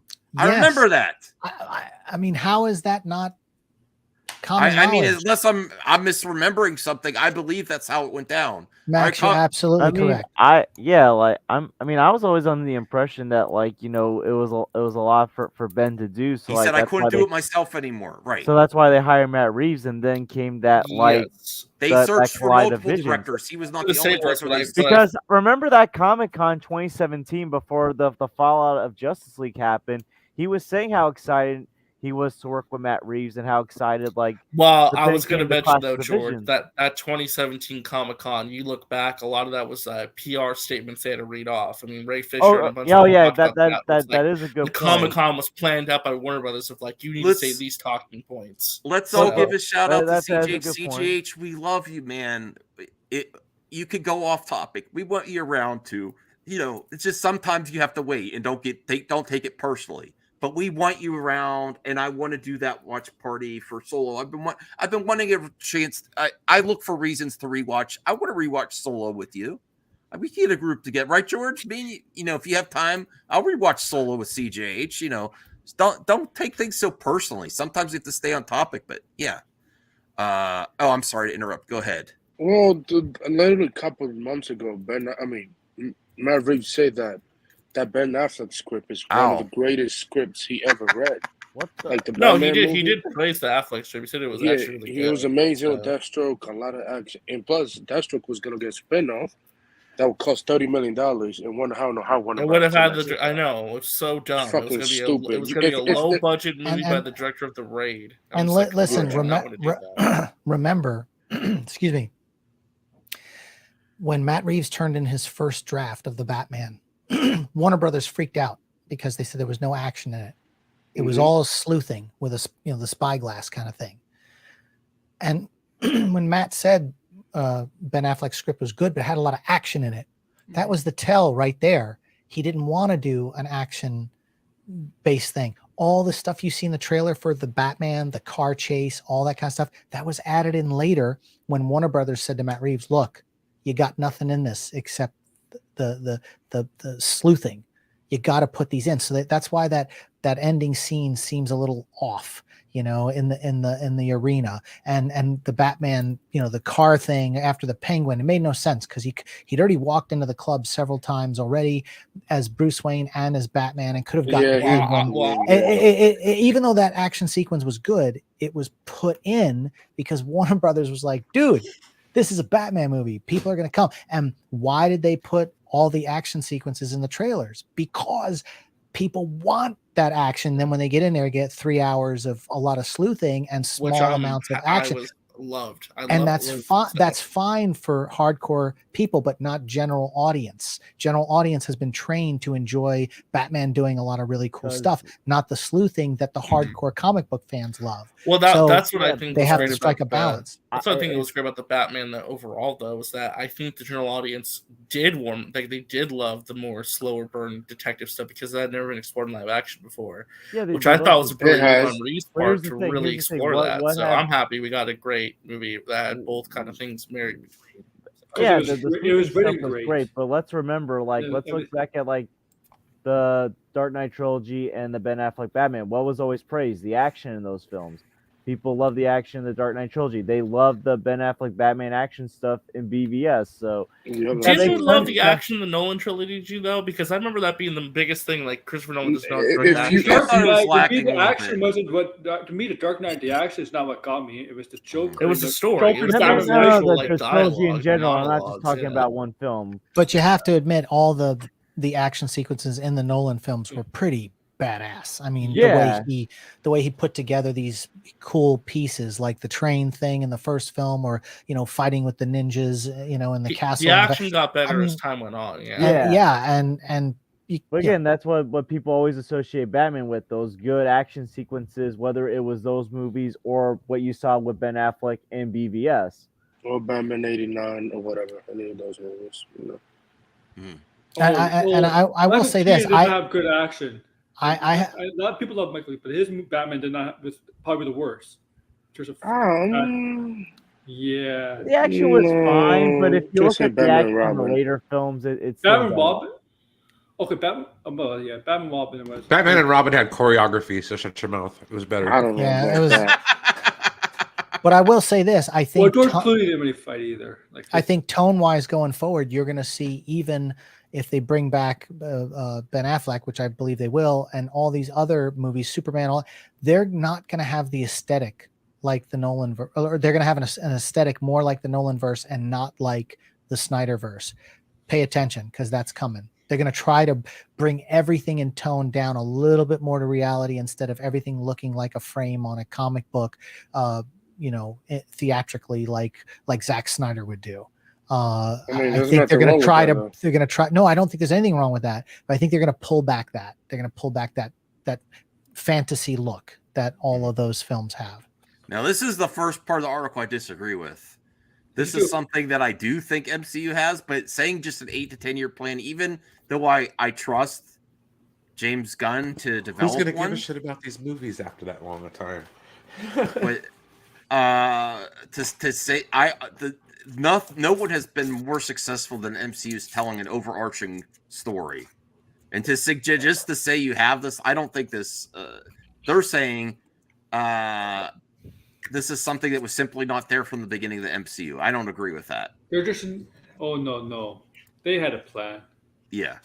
I don't know. Does anyone else also disagree with that? Yeah, they were testing the waters. It was very small connected at the beginning. I mean, you had Iron Man was the start.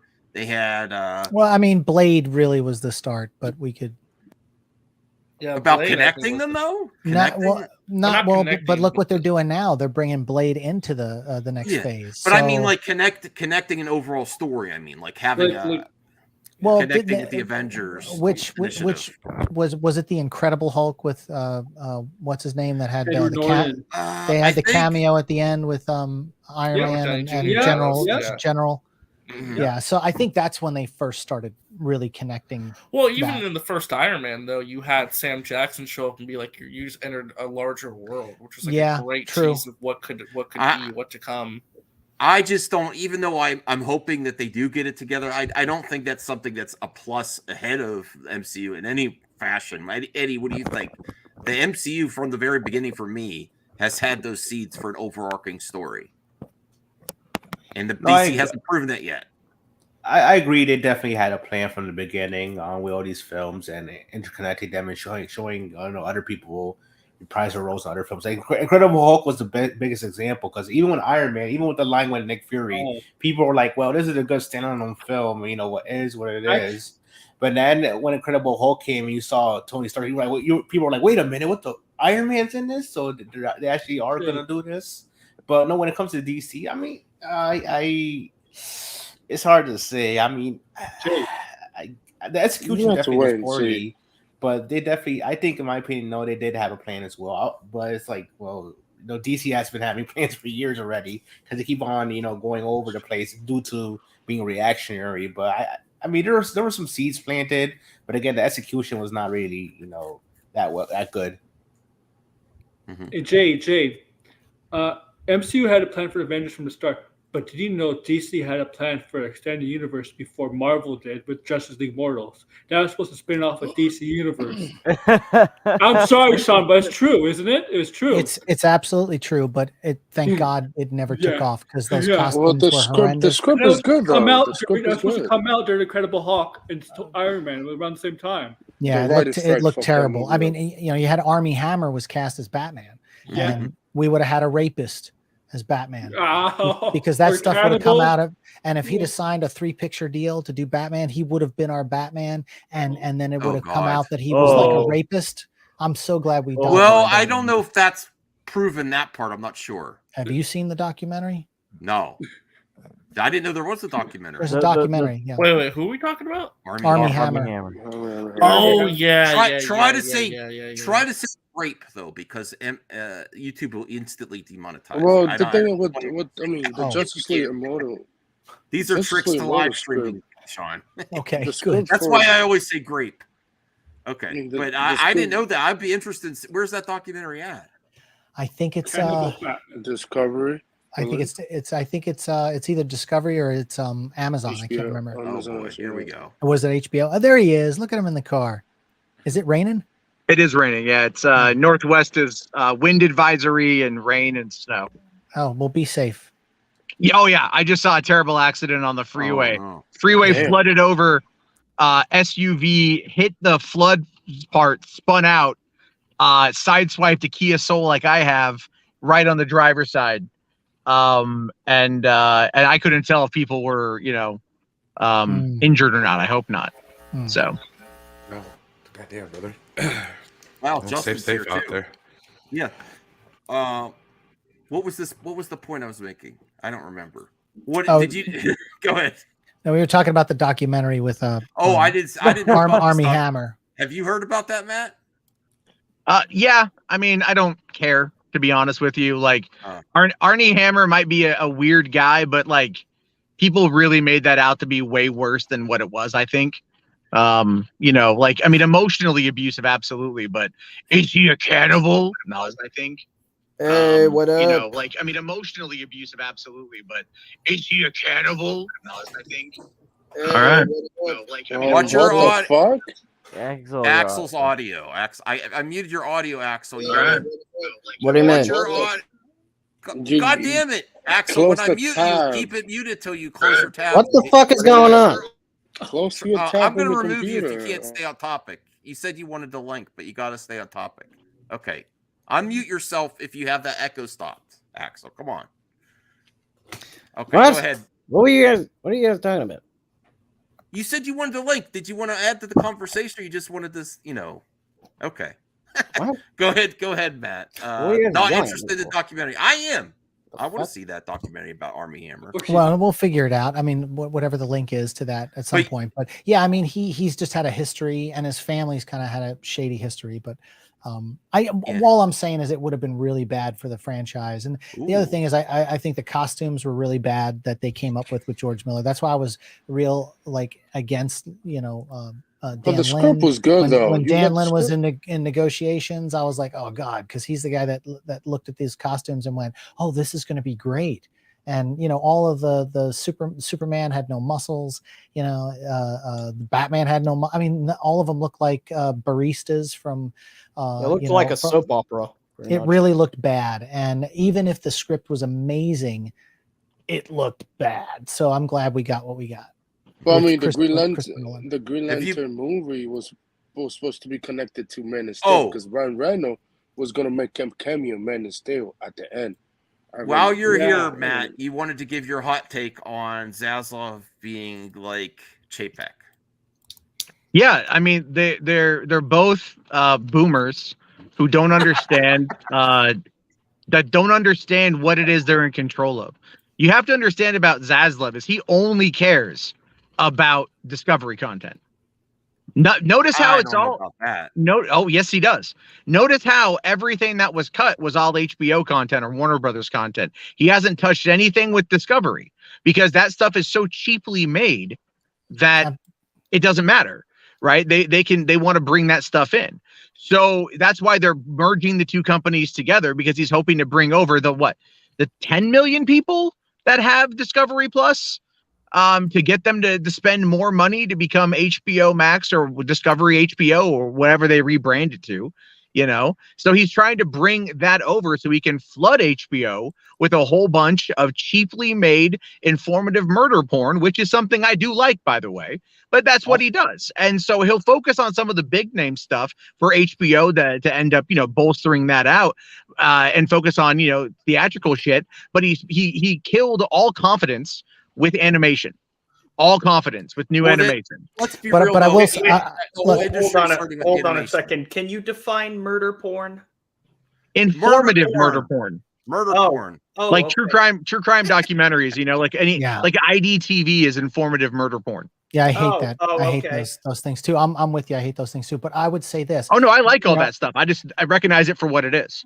Yeah, but I'm going to roll back to the fact that Zaslav had a meeting with Christopher Nolan and Spielberg recently. No, he had lunch and they stopped by.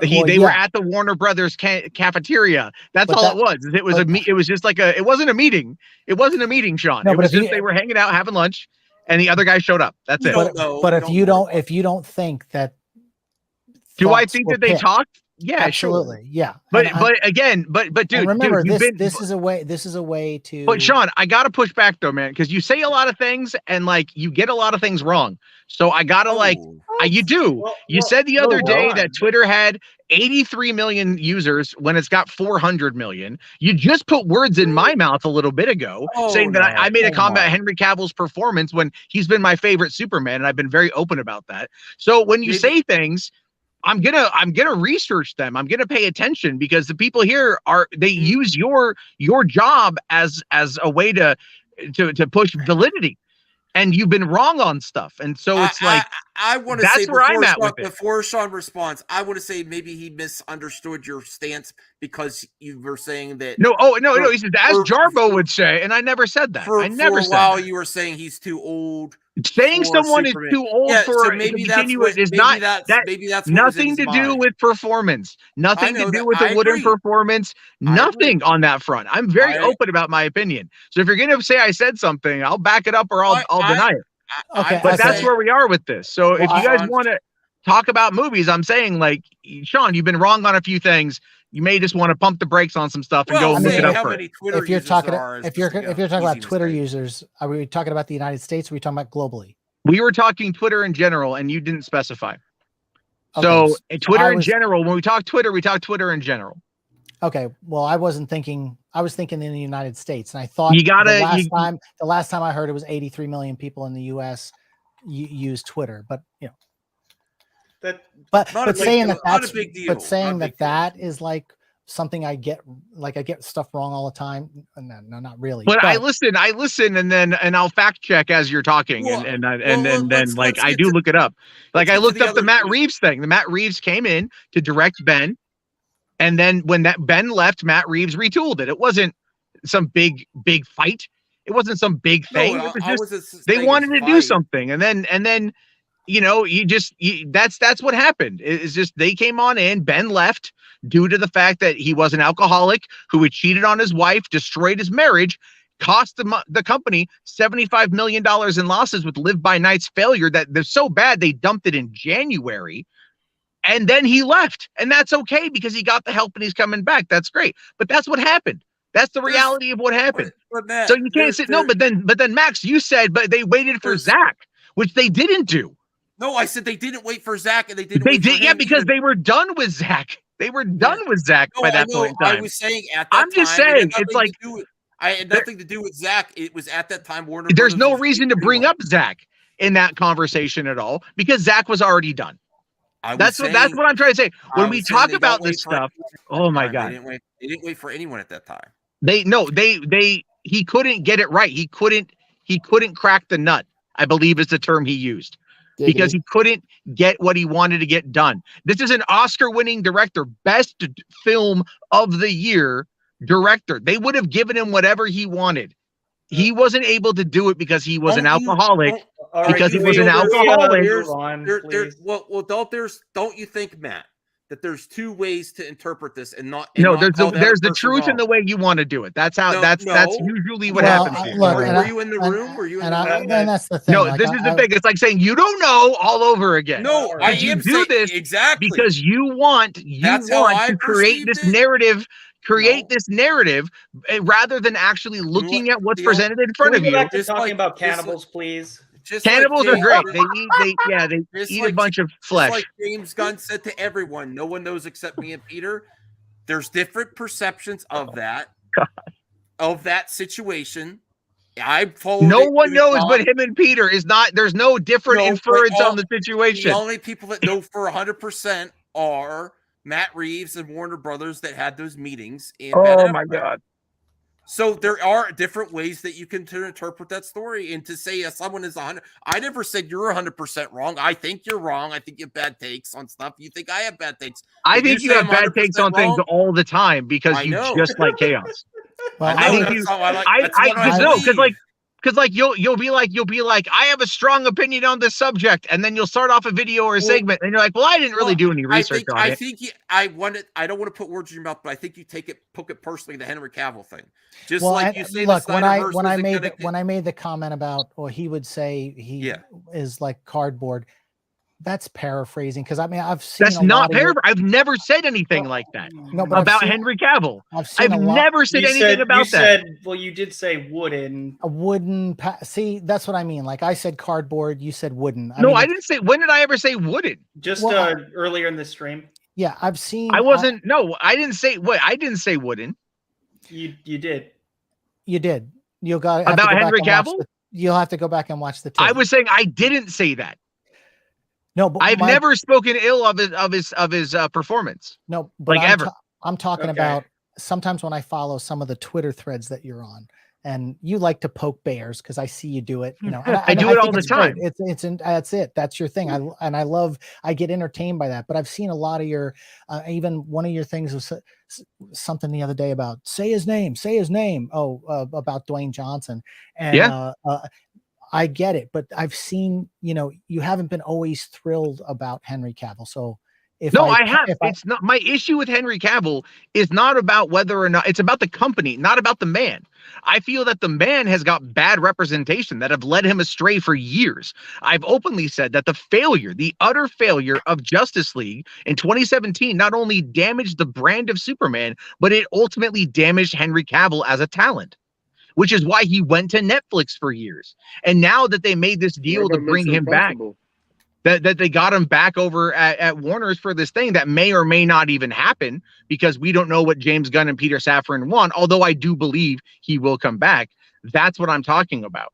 And The Rock has been very much obfuscating from everything surrounding that, trying to take all the credit in the world, which I believe is deserved for bringing Henry back, but still provably that did not move the needle when it came to Black Adam's success or failure. It didn't do anything. He carried that movie's marketing. It still only did 400 million, which by the way is roughly what he does in every other movie that's non-Fast and Furious and non-Jumanji.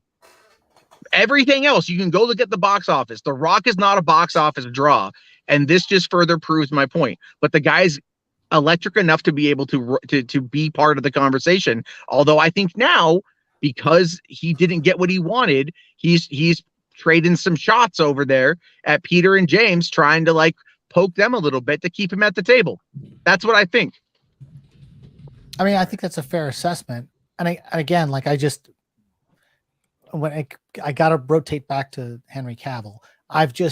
I've seen some, now again, maybe it's my interpretation of sarcasm coming out of some of your tweets, because sometimes I don't read sarcasm well in tweets, but to me, I had the impression that, I think it's fair. You thought to he say, was too Matt, old. You thought he was, stiff like cardboard. Seeing your You social may not have media said activity that. on Twitter, Matt, and not hearing the context of your words on your streams. Yeah, it's potentially someone might get that. But I've never look. I have criticized. I've criticized how things have happened, but I've always been supportive of Henry Cavill Superman. I did say if someone just saw your social media on Twitter. If someone saw my social media on Twitter and you interpret that I don't want Henry Cavill to come back, you're kind of touched in the head, because I have made comments about his age, but I've said that predominantly in regards to, let's say, fucking what was I talking about on that? Oh, right. He's 39 years old. The studio doesn't know what they want to do with the character. He's getting to the point where it's like he's not going to be able to do a new trilogy. They're going to be better off going back with someone younger. That's what I was saying. Now, did I say that on the absolutely fake Superman Day that was a marketing tactic put out by Warner Brothers in 2013? Yes, absolutely. Did TMZ write an article about it? Yes, absolutely. Did people misinterpret what I said? 100%. You got paid for the article? They don't want to. They don't want to actually listen to what I have to say, even though TMZ largely agreed with what I had to say. Okay, this can happen, Matt. Just like when people say, "Oh, Matt Jarbo hates the Snyderverse." You don't. You just don't think it's coming back. I just don't think it's coming back. I don't think Zack's coming back. Right. Well, so and this is that's something where- that that's happens. where Maybe there's just a misunderstanding. That's Yeah, it. well, I you know. absolutely agree with Jarbo on that. I don't think the Snyderverse is coming back. It's just And going I to be do a think there's a soft chance. reboot, retooling. I just don't see it, man. I just don't see it at all. And I don't think Zack's going to come back in any capacity either. But I want could be wrong. animation. I'll take animation. I just personally am not a fan of words being put in my mouth, like, because I'm very open about my thoughts and my opinions. Again, I was paraphrasing based on. I mean, you're talking. I got to go back through 1,000 tweets to find one that like, oh, that's what I thought you meant. I mean, come on, give me. No, I've always enjoyed not- Henry's performance. I mean, like even in Justice League, he did a good job. It's Oh, not. It's hell no. his. Look, his performance was fine. The movie, it wasn't. Listen, There's a Matt difference there. Garbo doesn't want you to put anything in his mouth. Okay, stop it. No, listen. If Henry Cavill, won't get if it out Henry of Matt Cavill Garbo's wanted to put mouth. something in my mouth, I'd probably do it. But you know, Oh wow. that has a lot to do with the fact that you know, like That's I'm- going to be a YouTube short. That's You can fine. flip I that. am doing. That's fine. Isaac, If it alright. brings him back, yeah, sure. You know what? Why not? Screw it. Eddie. But can you anyway, I please gotta go stop- make money, so I'm gonna go. But Don't make money. I'm gonna Do your yeah, thing, buddy. I gotta go deliver Chuck E. Cheese. We're all friends Surprisingly, here. We're all friends here. Thank What God, the because fuck? Caden really wanted on. By the way, Eddie, like I'm really getting annoyed with you constantly interrupting. It's become so distressing. Seriously, you got to cut it out, bro. Yeah, Eddie be doing that too many times now. Hey Axel, you got to give me your My bad. PlayStation ID. I've been, you want to. All right. Yeah. Send it Oh to yeah. me By and- the way, I started a new job today. I'm now a storyboard artist for an Australian film company. Oh, Nice, congratulations! for real? Fantastic. That's great. Yep. Oh wow, we have an insight. That's awesome, man. An insider. I We do got two technically insiders. We got work in the business now. So. Now, Matt Jarbo, he's my friend. He comes in hot. I don't take it personally, Sean. No, We're all I cool don't. with I it. absolutely don't. And like I said, I enjoy him as a person. So listen. He's one of my best friends. I only enjoy him half the time. I'm just gonna I'm just kidding. I love Whoa, Matt. pause. I just I was just looking. It said that, I just going back. understand how someone can misinterpret the way he feels about things based Will you on. guys let Sean talk for the love? Oh, God, I'm sorry, God. bud. I was just going to say a simple search says Twitter users in the United States total 77.75 million. I said 83, but that was back when we How had dare this you. conversation. And that's what 82, 83 is what I had heard. And that's how many are in at 77.75. So he was talking globally total Twitter, and I wasn't. I was looking at just the US. So anyway, I don't think I was wrong, but we just weren't on the Well, same you were page with what wrong. we were talking about. But it was, not that much off. Anyway, I'm just I don't know where he gets the idea that I'm constantly wrong. I mean, I'm really not, but it's okay. He likes to say I'm constantly wrong too. Hey, I just got back. What I miss? Shut up, RJ. Okay, You were be quiet. No, I wasn't here. Like I was Well, gone. props to Matt and Sean for being a good sport. Let's get. Oh back no, to I the track love here. all the anyone can have fun. I like all you guys. Justin's never wrong. No. Wait, so Yeah, it's not between loving everyone and liking Keaton, everyone. why What you is it, tell me Sean? to kick Aaron? both.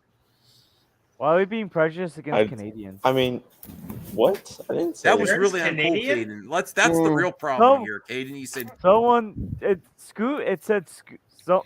said kick the Canadian out in the private. yeah, and chat. Aaron's the only Canadian here.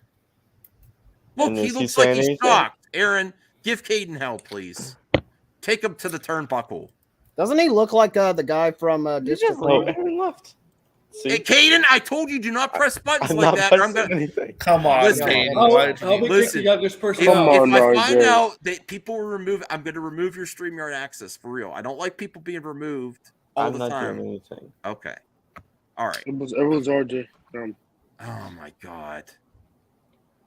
Wait, Stop nobody removing left. people. It breaks the flow of It's the not show. me. It's a dumb joke. It's Every everybody. once in a while, it's okay, but come on. I All think someone's framing me.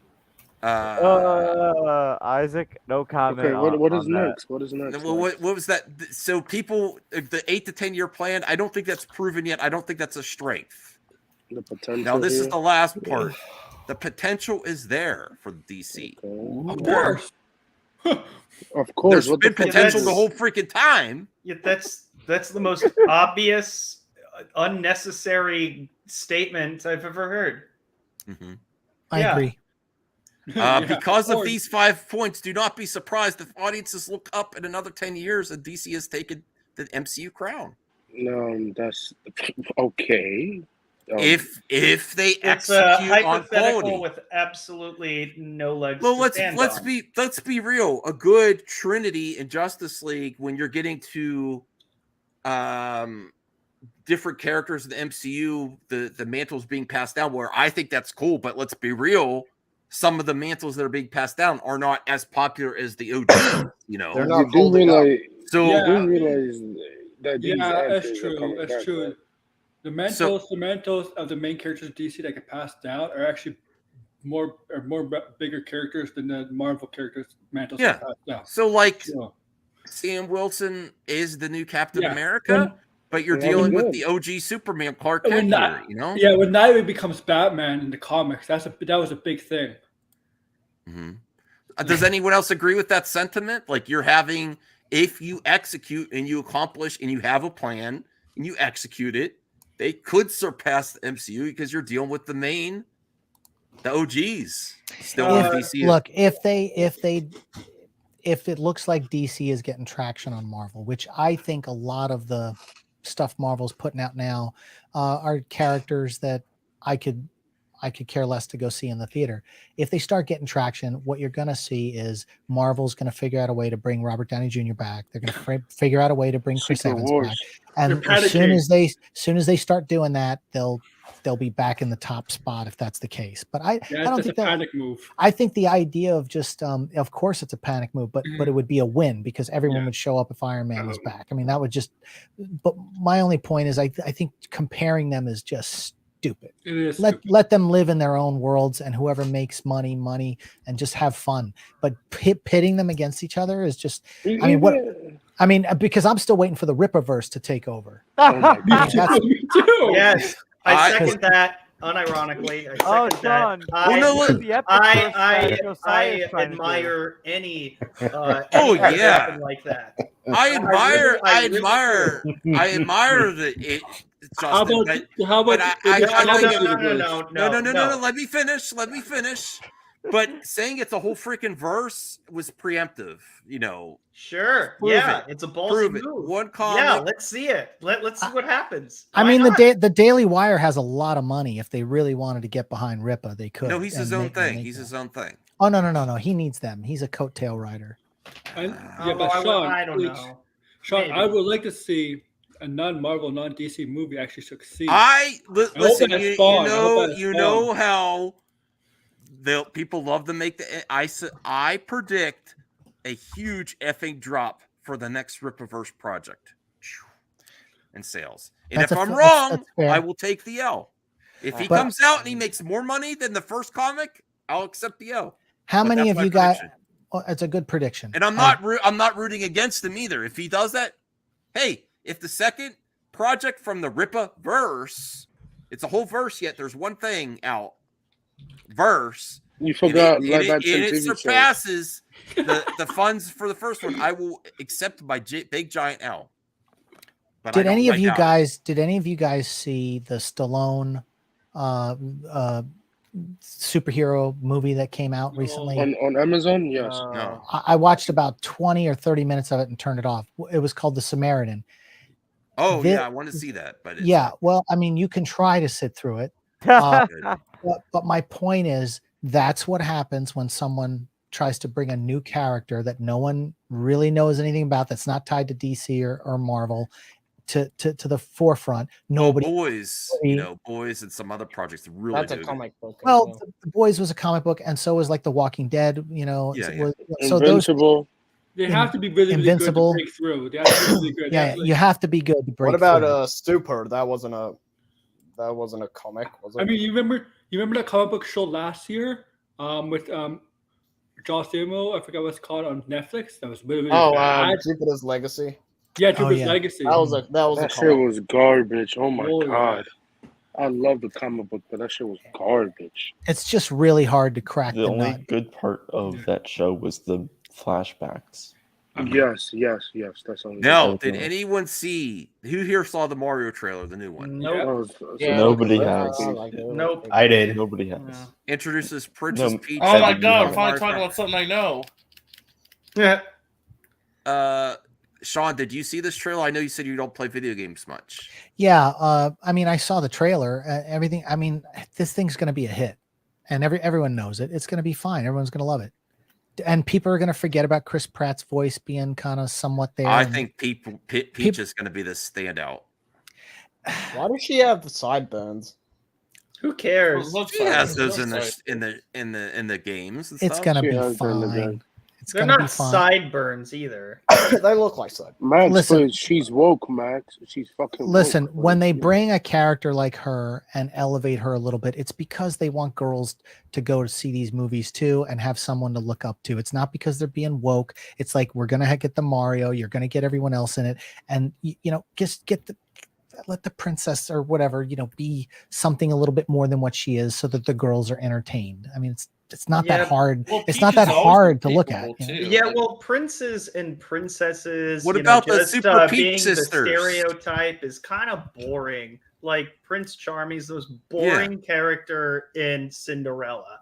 Like he has no personality. Like all Cinderella wants to do is just be a princess and that's it. What's the reason for actually liking him? Well, what about It's ridiculous. what about I an agree. actual game? Super Peach we're not even sisters. talking about the ridiculous talking mice, which I hate. No, Well, no, I'm well, sorry, I mean, mice why- don't talk. why Mice does it- don't talk.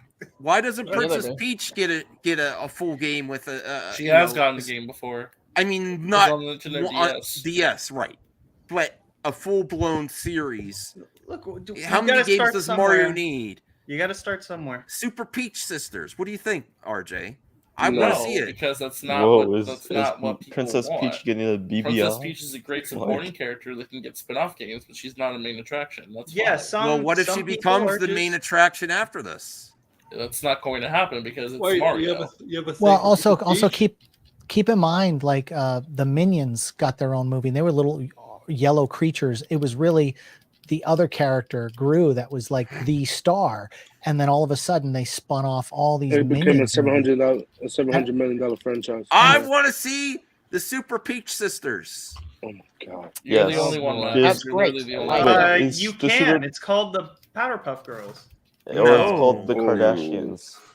You're really the only person who can do that Oh, next. even better. Uh, Can you imagine like the Kardashians movie? Listen, here's Fuck my up. prediction. It's happening. It's Honestly. gonna happen. Shut It's up, gonna Kelly. happen in the next. Shut up, Don't Kelly. say My it. prediction is that Peach is going to be the biggest star of this movie, and Oh, that boy. that's going to No, generate she's buzz. not. She's not. Yes, yes. She How could do be you Not know? bigger than, no, It depends Luigi's How gonna do be you the know? star. Because Luigi's the going to be the most popular Come one, on. and Bowser. I don't want. Trust me, I know how this Bowser's works. even most popular. I know Luigi's Mario even most fandom. popular. But Luigi's what's the gonna weird happen brother. Yoshi. Look at this image here of her kicking ass. Shut the hell up, dog, please. No, you shut up. Well, listen, you know, that's I that thing where she's got apologize. the staff and the armor. That's probably towards the end of the movie, when you know, No, when they're all it's going to not. battle. Mm-mm. It's at the middle. In the beginning of the movie, and Yeah. she Look at is this. I'm That's in love right that's there. the end of the film. No, it's a deleted scene. No, it probably. Well, to be honest, it's probably the Allie, begin- come on. I was just kidding. Come here. It's No, I the was gonna say gear up that's- scene probably- before that's the car. Yeah, it's like because she's the only capable one. Because she leads like it's the Toads. The Toads aren't fighters. But then she runs into Mario. It's like, oh, I don't have to do this all by myself. Oh yeah, I like a woman in charge like that, ready to You take probably- action. you probably And lick it Oh, to now okay, now we. she looks okay. like she was just off the Mario Kart, and then she. What are you doing? Max. Okay, Whoa. so Max, what you just said there, you were a submissive confirmed. Okay. Just thought we'd established that. What? That's sexy. Okay. All right. All right. There's It was nothing a wrong little with. too There's nothing wrong revealing. with that. Look, at Nothing she's of wrong age. with that at all. She's of an age character. Look. Oh, Scott, you Isaac, mean you you had to mean take with it there. Princess Peach? Okay, all right. Yeah, let's take let's over get our on. Stop video game highlighting that, Caden or RJ. It's not me. Oh my What are you God. doing? Damn it, I was trying to get a Stop screenshot. that. No. It's not me. Betamax was a for VHS. What You know. the- Is that what That's you, is that why you wear a mask? Is it I've, submissive? I've never You're all heard you, listen. You were lying. Betamax. Oh my come God. on, Sean, back me up. That's a Sean? nice Don't outfit. drag Sean into this. You're on your own. No here, comment. No I'm comment. sorry. Yeah, exactly. I'm sorry, Eddie, sorry, come I on, thought Eddie. it was Not way bad. too It's not Come on, really Eddie. MMB. It's for other things too. Princess Peach. No? Come on. Oh. No. I mean, Axel. Princess Peach. What about her? Never mind. No, what about her? What? What about her? Can we? Well, actually, All like, right. This can we talk went about the awkward. trailer and not like Max's No. weird fantasies? No, I really enjoyed the trailer. I really enjoyed the trailer. It was amazing. That was my favorite part. That and then the Mario Kart. I like seeing image. Donkey Kong and like all the Kongs. That was cool. I like that rainbow track. Mm. Oh my god. Yeah, the Rainbow- by the way, Rainbow I've got guys, I've got footage of Max talking about Princess Peach. I have so many videos of myself pleasuring myself. Oh, stop it, Axel. Oh my You God. beta. Oh. Stop! I'm surprised Beta Max! hasn't been You used know, yet. you know, Isaac's probably done it already, right? Isaac's What? done it already. Isaac's probably doing Yeah, all Isaac's contact already with Max probably made right the now. video. Sorry, Max. Oh, I can't stand. That's all of you. hilarious. Okay. I know. I Well, know. let's I have talk. so many videos of like, what the fuck, Max? Oh my god. Max is just a meme at this point. All right. Thanks. That's all I am. I appreciate that. Okay. No, it's not like that. It'd be like the, that. I'm just the saying. mean one, the Grinch, is man. out for Christmas Blood and trailer for this one. Yeah! It's very low budget. Did you see this trailer, Justin? You know, I you haven't. know, I you want to know, see this. you know the CW made this, right? Well, it looks like it's fun, but it's extremely low budget, and I think the only It's it 100,000. looks like they Max. just filmed. The Grinch Max. looks okay, but the trailer looks like they just filmed someone in a Grinch costume in like their house and stuff. That type. I of love it. I love it. Probably Let's was- go. Is rolling in his Let's grave. go.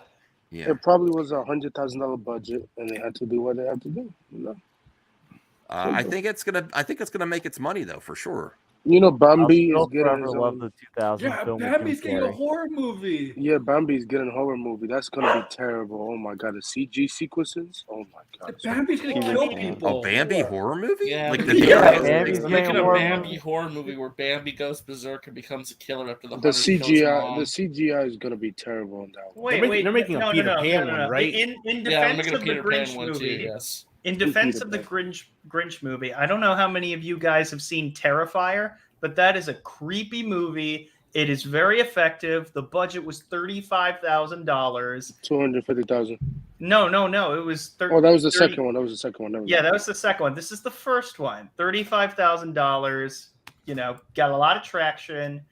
I don't know how much it made to the box office, but it made enough to be like, okay, Justin, this is something want to know something worthwhile. funny that you mentioned What? that?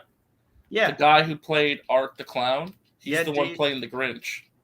That is really. Yeah, no joke. That's why I thought you were mentioning it because he plays the Grinch in this parody movie. I did not know. This is the first time I'm hearing of that. wait, That wait, is wait, amazing. wait. I am so on board now. Let's go. We got some breaking news. What time is it? 2:16 in the stream? Okay. Breaking news. No, it's this is hilarious. 4:23. I love this tweet. Breaking news.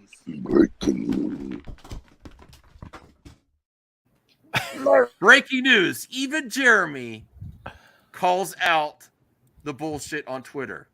This is hilarious. I love this tweet. Wait, read it. I can't see it. So this Twitter user, Norma Brink verified, discussing they had to include woke pride flag nonsense. And Jeremy Prime says, "Bro, it's Rainbow Road in Mario Kart." Yeah, but look at the bigot Ryan Kittle. I'm I'm on joking, Norman's obviously. We all love Norman. What the hell? Oh, what the Max? I think we should Rainbow Road. Can you imagine this? Well, here's the problem. That's an though. amazing tweet. Do you think this was a joke that the guy was saying, or do you think Jeremy's actually correcting him? Well, he knows Mario Kart. I don't know. Well, I wanted to mention He though. plays Mario Kart. He I would don't know. want to spoil it for your video later, Max. But I mean, Jeremy did complain about Peach, so I don't know. I had a feeling. I had a feeling. Well, yeah. If she doesn't, if the character doesn't have a penis, then yeah, of course she's gonna complain. No, it's because it's the bait and switch. That's what I'm assuming. It's not a bait and switch though. I know, but I'm assuming that's before, I'm before I not actually gonna see his spoil it. reaction. I'm not gonna listen, spoil it, so. listen, Justin. I haven't been covering it, and they're trying to bait me into covering it again. I'm not baiting you. I'm just telling Look, you. Justin Didn't went off like. camera. I'm Cover sorry, it on its Justin. own. Max is gonna do it. Don't But worry. I appreciate that. I retweeted Jeremy. That was epic. That was epic. Wow, under 100 Was someone years, actually complaining about Rainbow Road, like not as a joke? Were they legit complaining about the rainbow in it? No, I don't know. I'm scared to think. I don't know. Justin, comment on that. That's not comment on Jeremy. Do you think they were literally complaining about Rainbow Road, about how it's Probably. woke? Or do you think that they were just joking? Probably. They were Okay. probably serious. I don't know. I really don't know. Okay. If Jeremy is commenting on it, it must be like, hey, dude, you're an idiot. Yes. I know Jeremy well enough to understand that. But if it is a joke, cool. And that's pretty funny. I think Jeremy's response was great then. Yeah, and then Ryan's just playing along with it. If this guy is joking, then Ryan's playing along with it. Just to I piss guess. people off. Yeah. Yeah, probably. That's his whole persona is pissing people off. Well, it's a bait sort of thing, at least on Twitter. But that's how you play the game. Okay. All right. That was so funny for me. That I just saw that on Twitter. Yeah, it was great. Hilarious. Yeah. All right. It was garbage. This is actually one that I'm really looking forward to the holidays. A very feel-good Christmas story. The Grinch. Violent Night. Oh, this is another one for you, Justin. Did you see this? Yeah. I also have seen it 6 or 7 times before. Santa Slay, SLAY. That's how it's spelled. That is in the honorable trash category. It's bad, but it's fun to watch. This could also be fun to watch. I'm excited about this. Silent Night, Deadly Night was a great, cheesy 80s slasher film, and Silent Night, Deadly Night 2. Well, George, one of the greatest, funniest horror films I've ever seen. If you haven't seen the first, I want to see this one though, Justin. George, before you go sub to George. Put your channel in the go check out George's channel. It's George. He has to go to bed and be responsible and all that kind of stuff. So. He's being an adult. Yeah, thank you. Well, I also George. work with kids, so I got to make sure I'm not cranky. Yes. That's true too. Yeah. You don't wanna... Cranky George is dangerous. Yes. Go check out George. Go sub. I went high school George. Oh yeah. No. Let's see what they gave the review for this. Take care, everyone. Have a good one. IGN gave it a 7. I could spoil the whole movie. Great. Yeah, it's getting. I don't want it spoiled. I want to watch it. Well, right now I checked on Rotten Tomatoes as an 83%. Really? So that's pretty good. Well, at least it's getting a theatrical release. I mean, I saw the poster the other day when I went and saw The Fabelmans. It was how was at the that? theater. Oh, it was amazing, absolutely amazing. I want to see that. Steven Spielberg. It's really he's the good. GOAT. Yeah, it's really good. He's the GOAT. It's been a Mike, so you while want me to since I've spoil the seen a movie? Spielberg film. No, Anthony, no. No one wants you to spoil the At the movie. beginning of the movie, Santa Claus. No. New Spider-Verse 2 merch. I've seen some. By the way, Grace Randolph is saying. Is he real done? Real quick, I wanted to say Grace Randolph is saying Guys, that. is he done? Huh? Yeah, he's done. He's done. Okay, cool. He's done. We've moved on to Grace Randolph. What's she Oh saying? no, I was gonna say I don't know this. I mean, it probably isn't true. I don't know. It's an easy guess though. But she did say that apparently the next trailer for Spider-Verse is coming out in the next couple of weeks. I really can't stand the scooper people. Well, it's not scooper. It's just like saying, "Hey, a trailer's rated." That's not that's scooping that everyone likes those. When's the trailer coming out? Everyone, I don't see people complaining about that too much. No, because it's not. It's innocent stuff. It's like, No, hey, but the whole idea. I know that's not the subject we're talking about, but the whole idea in the concept of scoopers and what they've capitalized on is that we haven't gotten anything yet for this upcoming movie. We're excited about news. So anything that they could possibly get their hands on, they want to hear it because they want to get an idea of the movie because it's been a while, and it's just all about excitement and taking advantage of that excitement and taking advantage of that fandom. And it's really starting to piss me off, especially in the horror community, especially when we got bamboozled with that. Scream 6 trailer is going to come on Halloween. Nothing happened. The guy hasn't tweeted ever since. Made me very mad. So I don't believe in any of this like rumors. Did you see the recent leaked pictures? Yeah, one of the guys looks like Pat Smear from the Foo Fighters. I'm like, this looks ridiculous. Apparently, it's what the real guy actually looks like, but that's my initial thought because I'm a Foo Fighters fan. But three of them are looking in one direction. Three of them are looking in the opposite direction. Doesn't the movie take place in New York? Looking wherever. I'm like, what are we supposed to look at? No one's looking at the same thing. It looks like it's Photoshop. I don't know what to do with it. But Ghostface with a shotgun, that looks cool, but it also looks like, again, just like a meme somebody made. But who knows? Who knows? Doesn't Scream 6 take place in New York, huh? Yes, it does. Why the fuck would why? Just why not? Why not? You got to do something. I mean, look, Jason. I'm from New York, and Jason Voorhees went to Manhattan. I mean, you got to do something. But hopefully it's not like that movie. Keep it in California every time. Please, for the love of God, no boat rides that take an hour and a half of the runtime, please. I actually saw that in the theater. You saw that in the theater? I saw that in the theater, yeah. You were one of those suckers who got bamboozled. I'm so sorry. What was that like? I also walked out of RoboCop 3 in the theater. Oh, come on. That movie was not that bad. It was terrible. It was terrible. It was one of the only movies I ever walked out. The 2015 one was terrible. But seriously, though, Sean, like, what was that? What did you feel coming out of Jason Takes Manhattan? Look, I grew up seeing the films. And so, I was born in 75. So every single movie that came out, I'd seen them. And so back then when Jason Takes Manhattan came out, they were trying to get to 13 films. That was the whole big thing. Oh, we're going to make 13 and we're going to end on 13. And and that's when they came out with Jason X was the next one after that, I think. And they were getting so close. So I was going to see everything no matter what. And I was a huge horror fan back then, but I like the Evil Dead, Freddy Krueger. All that stuff because that was my time. I was a teenager through all that. So I was big into horror back then. And but you kind of walk out of it going, what?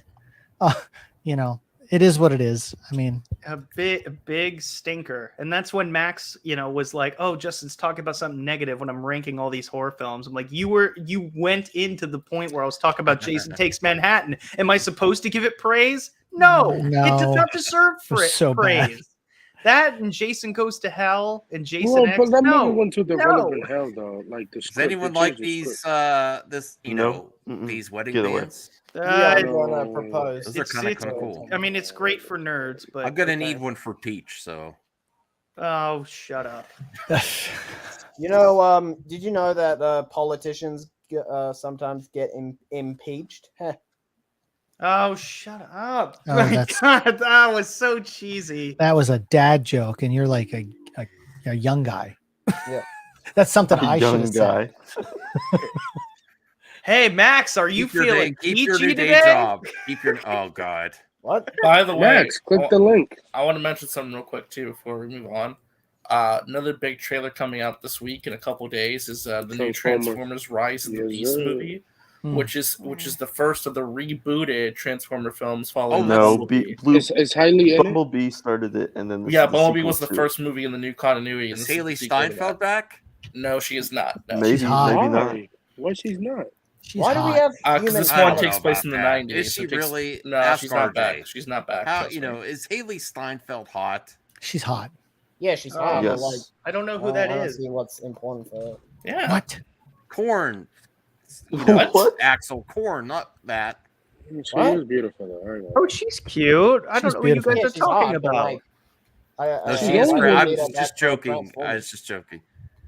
I think. Can I?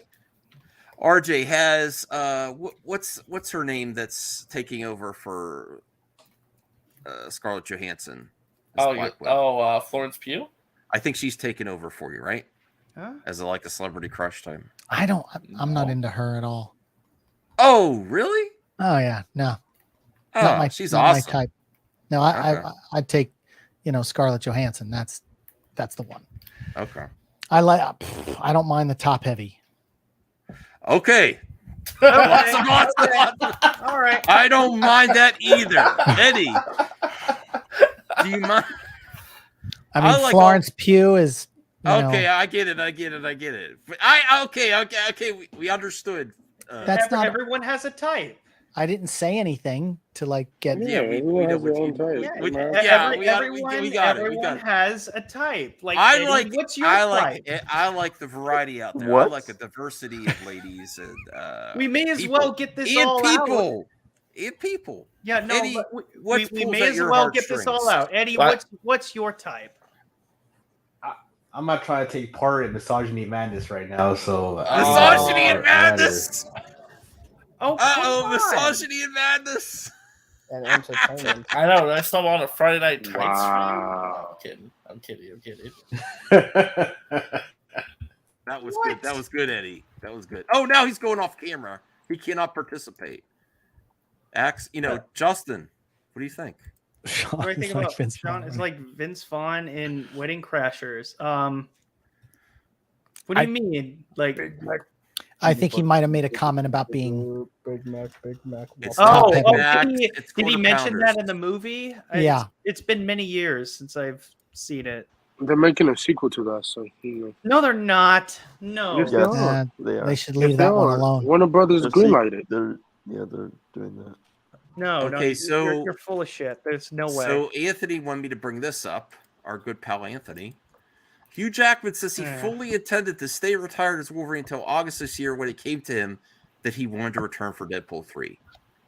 All this time I was saying I was done. I really meant it. Anthony, potential sequel. Yeah, that's been indefinitely delayed. So, yay. Okay, cool. We can move on. It's not happening. Good. What are you talking What are about? you talking about? He's coming back in a couple of years for Deadpool 3. No, he's No, I'm talking about Wedding Wedding Crashers. Crashers. Yeah, Wedding Crashers. Crashers. Oh, okay. I'm so confused. I'm sorry. Thank God. Thank God. The sequel is definitely happening. Okay. This is No. fake news.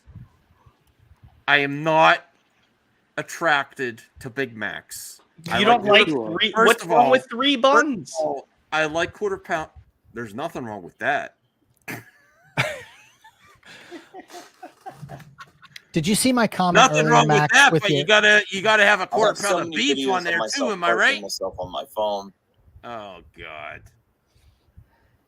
What did you say earlier, Sean? I was just Max's tie. It's Freddy Krueger. He's got a Freddy Krueger tie on. Someone Is that actually intentional? I don't paid me know. to get a new tie. It's red and green. It looks like the sweater. No, it's red and black. Is it red and black? Max, No. you forgot the other one. I think Sean is What Yeah, other one? maybe- colorblind. Yeah, It looks. Oh, you sent another. You got another. No, I guess it looks green on my screen. I don't know. Oh, well. green. Oh, yeah, green screen. Okay. Yeah. Yeah, but According- speaking of Freddy, Nightmare on Elm Street 2 is one of my favorites. Thank you. Freddy's Revenge. Yes. Oh yeah, dude, that's so good, man. My I- buddy worked on that. His first job was Really? his first job in the film industry. His name's Michael Shapiro, and he was a props guy. And the scene when the girl's in the shower, they shot it with cold water, and he was up above with the hose putting the steam in there. Did you So it looked like it was hot, but of course, like it was cold. So she got cold, and that was his first job in the film industry, was looking at this naked girl with the hose pumping fake steam into the shower for the Freddy film. That's a good first day. It was, and then he went on to go do the Freddy's Nightmares. He was on that series for a while in props, and so yeah, those were his fun movies that he worked on. Because like when I worked on Halloween, the 2018 version, and that to me was like a dream come true because I love You work on working Halloween Ends too, or no? No, Halloween Kills was shot here in town. I worked in Charleston, South Carolina. We shot Halloween, and then they shot this last one, Halloween Ends, in Savannah. a lot of my friends did special effects and stuff on them, but I just worked with construction on Halloween, the reshoots, because the original cut didn't have the firehouse at the end, house on fire. It just had them fighting outside, and so when they CG? No, it just had them fighting outside. They tested the movie, it didn't do well, so we went back and we did a second additional photography. We shot for 5 days straight, and we went to the same house, and they rigged it special effects with pipes in all the windows that they could turn on the propane anytime they wanted to, and it would look like it was on fire, and fire retardant walls and all that kind of stuff. And the fire was the extra element they needed to get people excited about the house burning down, and they were fighting on the inside and all that kind of stuff. But that wasn't in the original cut. But we worked on all the fires, and so that it was paid off. That was a great ending. It was a really good ending. And then what's funny is the house, they used another house that my friend was the construction coordinator, Tom Jones, who also played Loomis. In the flashback stuff. I thought that was deep fake. That guy was awesome. No, he's great. No, he's a friend of mine. He looked like Loomis at first. Did anybody say anything to him? He would. Well, that was the thing. Like he was the construction coordinator on all 3 of those films, and Danny McBride and David Gordon Green, they looked at him and went, "Dude, we don't even need to go on a casting call. We've got him right there." And they put him in special effect makeup. They had to trick his nose out a little bit to look a little bit more like Loomis, and then they did the scars on the face. And my friends, worked on all the special effects that did did the transformation on him. And he's great. And this is a guy who's like, he's worked on so many movies as a construction coordinator, huge stuff. And then he gets this one part, and now he's at like horror conventions, and people are getting autographs from him. And then he goes back to working on movies as construction coordinator. So it's really good stuff. But no, Tom Jones is a great guy. Love him to death. He was my boss on quite a few films that I've worked in town. One of my first earlier films, Nights in Rodanthe, he was the construction coordinator on that one, and I've known him ever since, I guess, 2006. But yeah, you worked on superheroes? I'm sure he has. I'm sure if I pull up his IMDb. That's pretty cool. What the hell, Isaac? Yeah. Not to become an actor. He definitely 600. God damn. You didn't have to laugh that hard. I'm trying to get on track for the new year. I got my New Year's resolution. Anyone here plan to make New Year's? Don't laugh so hard. I'm gonna lose probably gonna lose like 10 or 15 pounds because of my tonsillectomy, so that'll be fun. Really, that's your plan, Archie? Well, no, I'm just saying. Does anyone here actually try New Year's resolutions? Is that a thing of the past? Just take steroids. No, every time someone tries to do New Year's resolution, do what the Liver King does. So act like you just don't say it out loud. And then I'm saying out loud. Don't make it an announcement or anything. Yes, I am. Kind of make it in your head. That pressures you to keep it. If I I keep it to myself, it won't happen. Well, I also told people I was going to focus more on the channel. I was going to get to 5K this year. Happened. And I was going to try to get out of debt. I'm working on it. I've spent less money, although recently with the deals, I have got a few games. But for example, there was a game I really wanted. I waited 9 months and I got it for $20. I actually got it for 12 because I had $8 off. What game was it? King of Fighters 15. Oh. I would have bought that game right away. What's this? Yo, Kaden, why you exposing my steroids? What the hell is power and breaking news? The Liver King, Brian Johnson, has been exposed as a fraud by Derek from More Plates, More Dates. In a series of leaked emails that Derek revealed both to himself and to an unnamed bodybuilding coach that the Liver King contacted for coaching services, the Liver King finally admits that the lie that he's been perpetuating is untrue. He is not natural. And he goes on to list several of the hormones and PEDs that he's taking, including human growth hormones. So, okay, testosterone, all right. Get this off the screen. By the way, show the fuck what? He looks great. Who cares? Hey, so I dropped in the comment section the link to Tom Jones because they're asking about all this stuff. He was construction coordinator on Black Phone. He did the Swamp Thing series, which I worked on that. He did. Swamp Thing should have never got canceled. No, Should've never got there's a that. lot behind that. Yeah, they cut down a lot of stuff. Under the Dome, we did all 3 seasons of Under the Dome. I worked on that. The Revolution, Iron Man 3, The Conjuring, Tammy, Eastbound and Down. I did all. What, the all first two seasons or of that. the first one?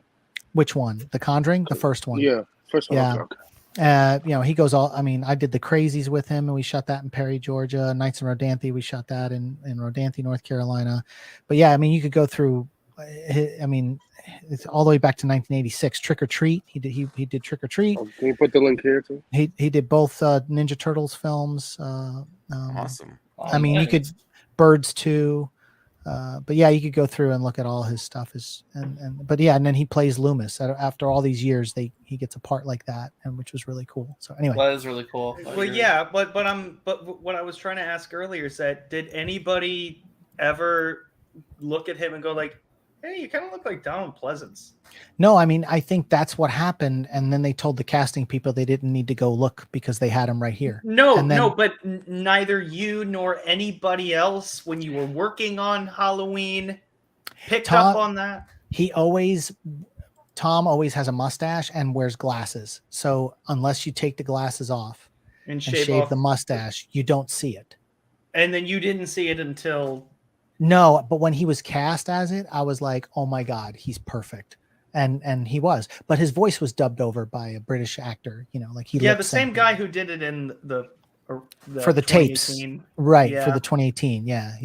Yeah. Oh, pretty cool stuff. That makes sense. I looked at the behind the scenes. I'm like, yeah, that guy doesn't sound like him, but he was able to act like him pretty well. How? With no acting experience? Well, no acting experience, but he's been on set since 1986. I mean, you don't have to not have. I mean, that's the experience.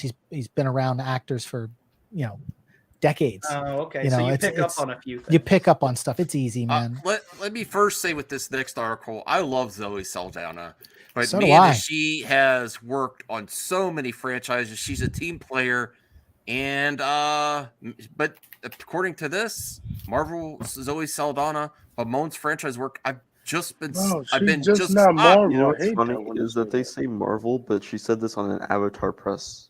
Yeah. Like, Well, so- I mean, so she's been Marvel Star is- Trek, Marvel, and Avatar. Just to name 3.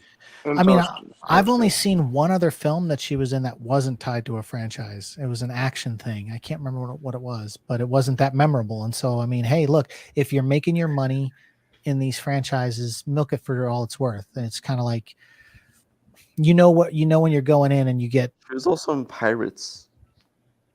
Well, she Oh, she was in one of the she Pirates said films? she wasn't real happy with that.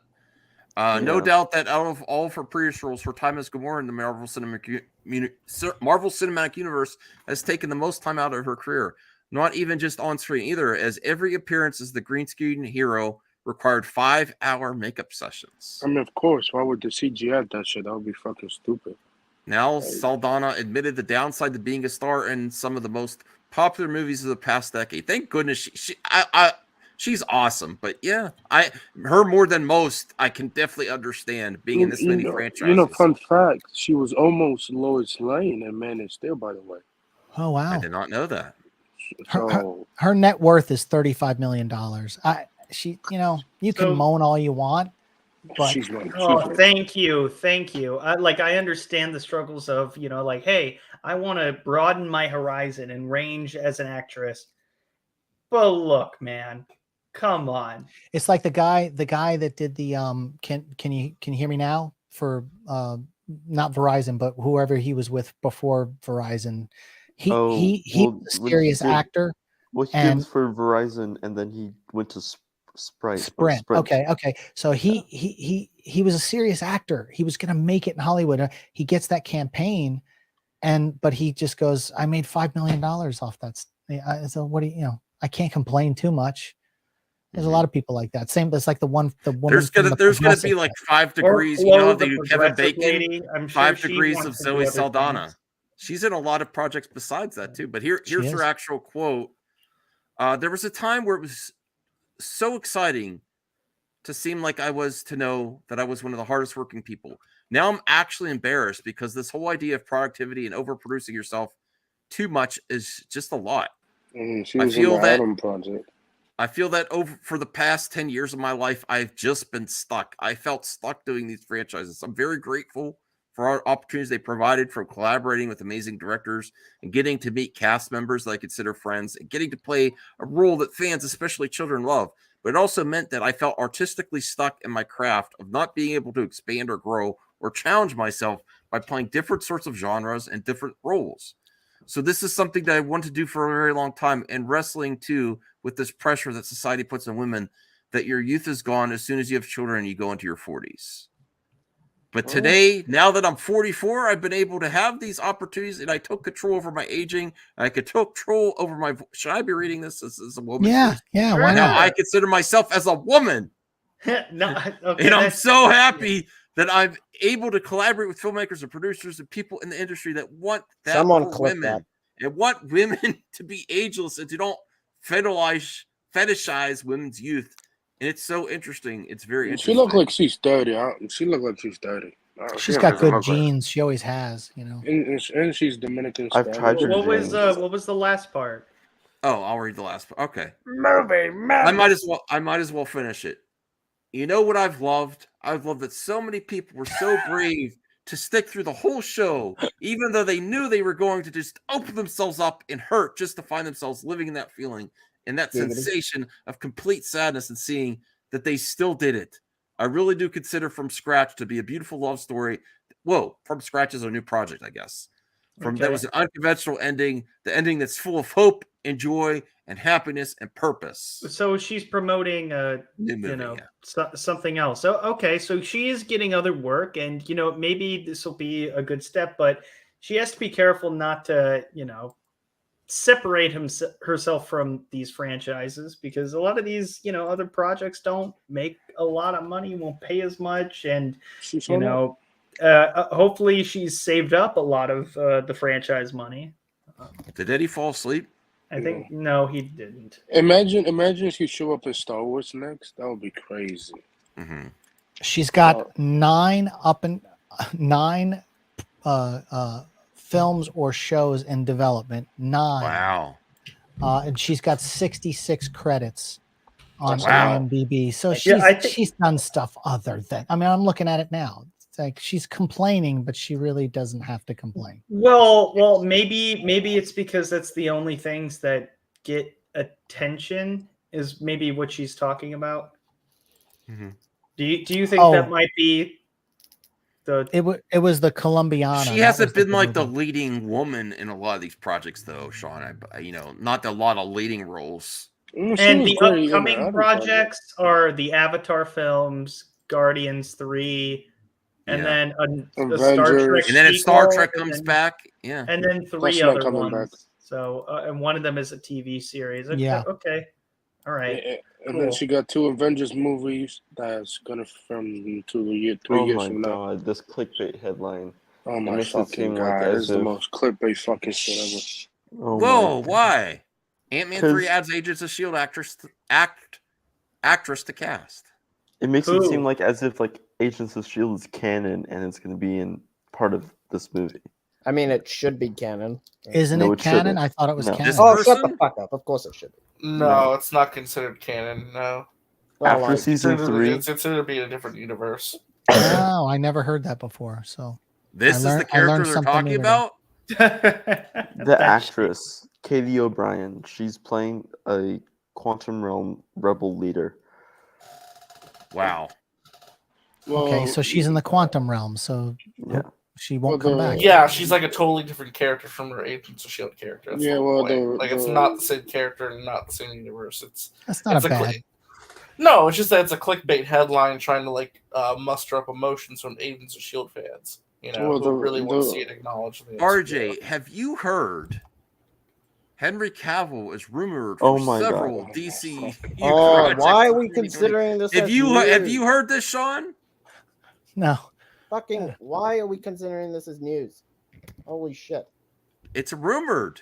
Rumor, it's it's been like the most debunked obvious already. thing ever. Like, why do we even have to fucking consider this? We're just In giving- late we're just September, wasting time YouTube personality Sil Abdul Are you fucking Cavill kidding shot me? That additional fucking footage. idiot. Okay, watch the Fs. No, I don't care. I don't No, if you ask to give be a on the show, shit, all right? Don't just say F's constantly. You can talk without F's. F, Use F, it I don't occasionally. get why are we even acknowledging these guys. Abdul has now updated with another rumor. Well, like Recent video, Abdul leaked. He's leaky. Leaky Abdul. Whoa. Henry Cavill Superman for multiple projects 2023. Recently, The Rock confirmed that Henry Cavill would be Superman going forward for the DCU. Did he confirm that? He But said, that's- well, he put out this little video, but I mean, you know. But that's the worst kept secret because we all saw Henry Cavill at the end of Black Adam, the postcard scene. Recently, I dropped the exclusive that Henry Cavill Superman with additional footage in the third act of the Flash film. That footage was recently shot, and that's going to be in the finished product when the Flash comes out next summer, 2023. Well, go back. Thoughts, There's another anyone? one. There's another one. What? Go down. He said another thing. You know the best thing to do with these scoopers, Right there. with these people, is that if they actually do have insiders, give them false information so they're not in breach of contract, and just let it go. Just make up the most ridiculous shit. Let's just do it. In addition, I'm hearing and reporting as an exclusive that'll be a second project that Henry Cavill Superman will appear in 2023. Right now, I don't have the exact title of that film, but there's more super than we thought. I would say Coming in this. 2023. I would say this. First of all, it's not Blue Beetle because it's not. It's not. What else? What is coming out? Aquaman. So no.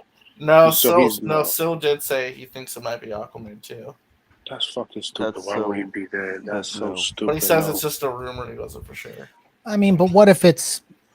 I mean, what if it's just a post-credit thing to keep tying it all together? I mean, I don't know. That's what I'm thinking too, Sean. You know, Like, but you know what? That's an educated guess based on what we just got from Black Yeah. Adam. I mean, it's not a scoop. It's like, yeah, they've already said he's gonna get, you know, they're gonna use him throughout. So it's like, okay, yeah. So you could say that about every movie. I don't know. Hey, I don't want to bring that up again right now. We'll save it for another time. Yeah, this is one of those things. Oh, that's like, God. so what? Right. So what? again? Because I'm giving everyone. I was about to give everyone a 10-minute warning. We're doing the mailbag, and then. Can I be if you- honest? What? I forgot about Mailbag. Lots of people did. I forgot about it. But Sean, if sorry. you're available just a few minutes after the stream, if you could stay behind the stage, I just want to ask you something. Nothing a big deal. Okay. So here's Mailbag. So, quote of the day 41.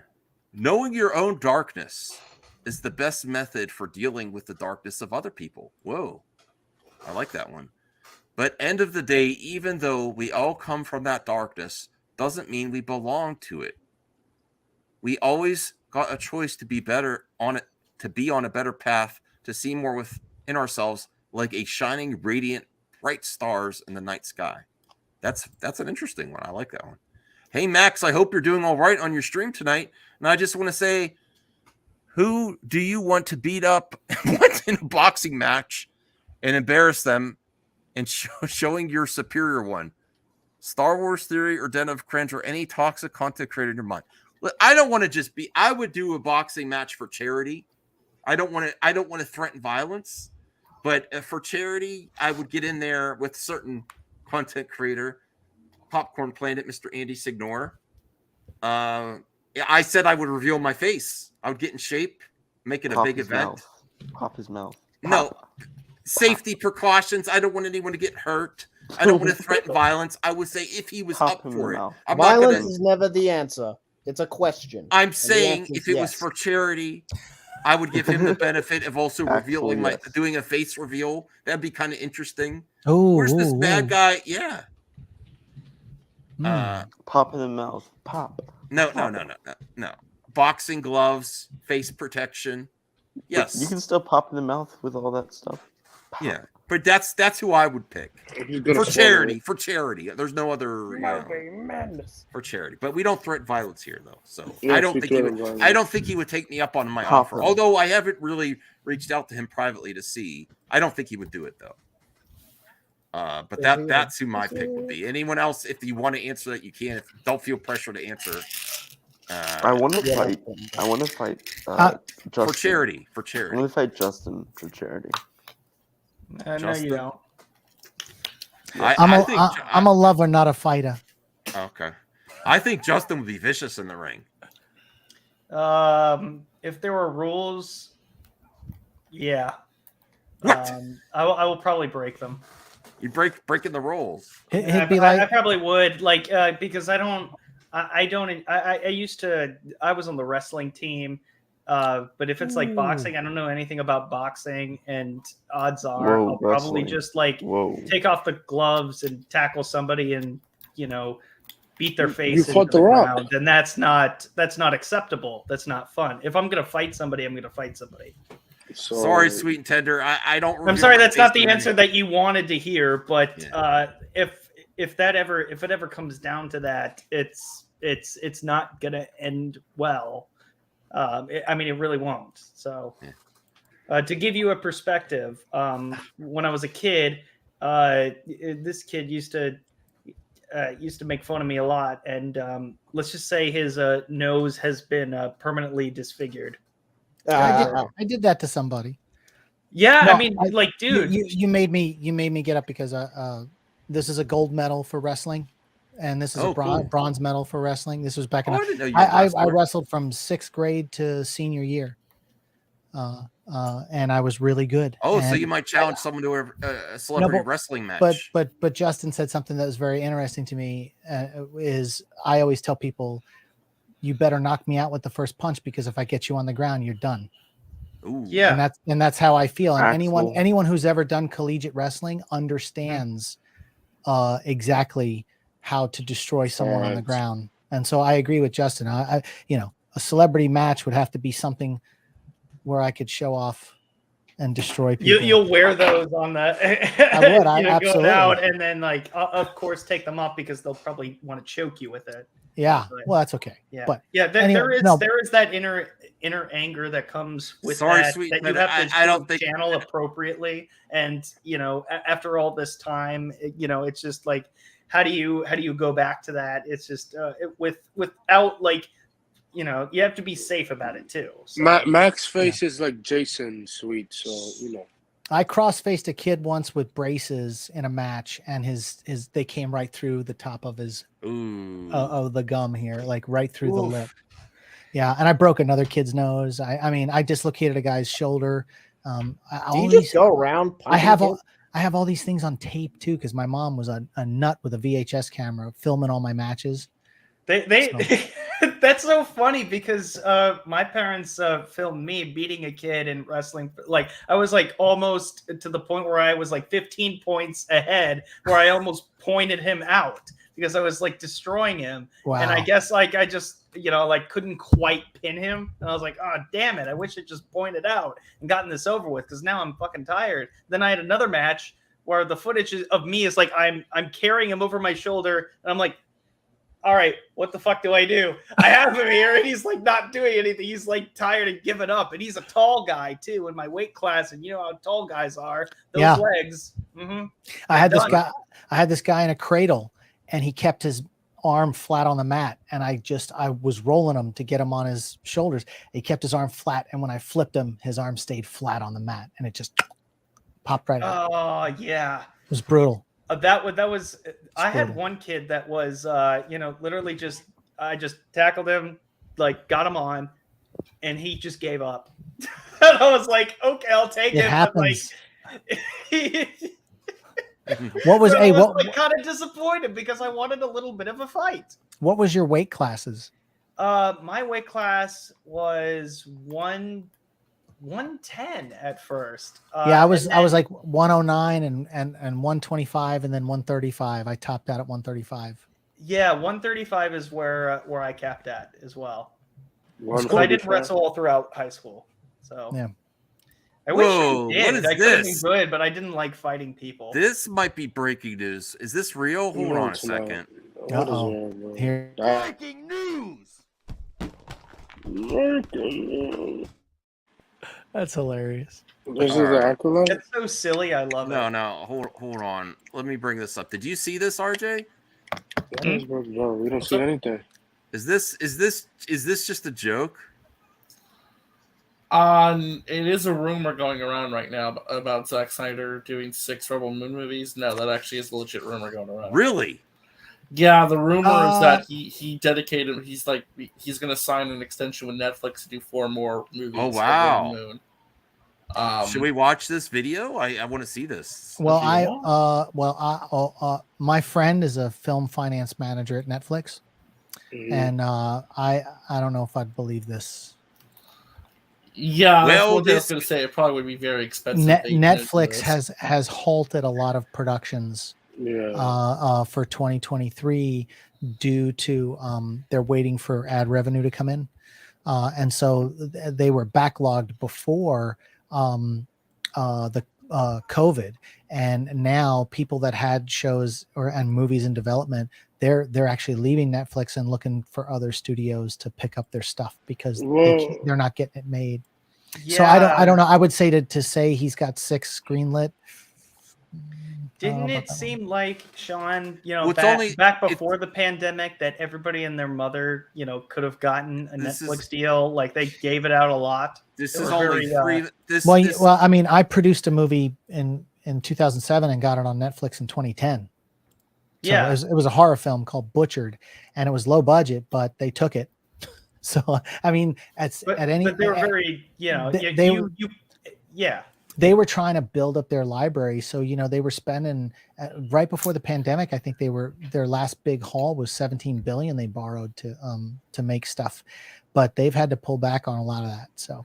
Well, maybe he's just reacting to rumors and just saying sweet because he actually knows Zack Snyder. So maybe he's just laughing at it. Let's see. Well, he's not going to tell according you, right though. here. Okay, so this is interesting when it comes to Rebel Moon. If you need a little bit of Rebel Moon tea, apparently somebody, one of the crew members, posted this. I think on Reddit. It says, "So I just worked with him." He's talking about, of course, Zack Snyder. I just worked with him on Rebel Moon this summer. By the way, he just filmed 2 movies, and he was greenlit for 6. It's off a Star Wars script he wrote that Lucas rejected. So obviously, when it comes to this, it's like, he did pitch.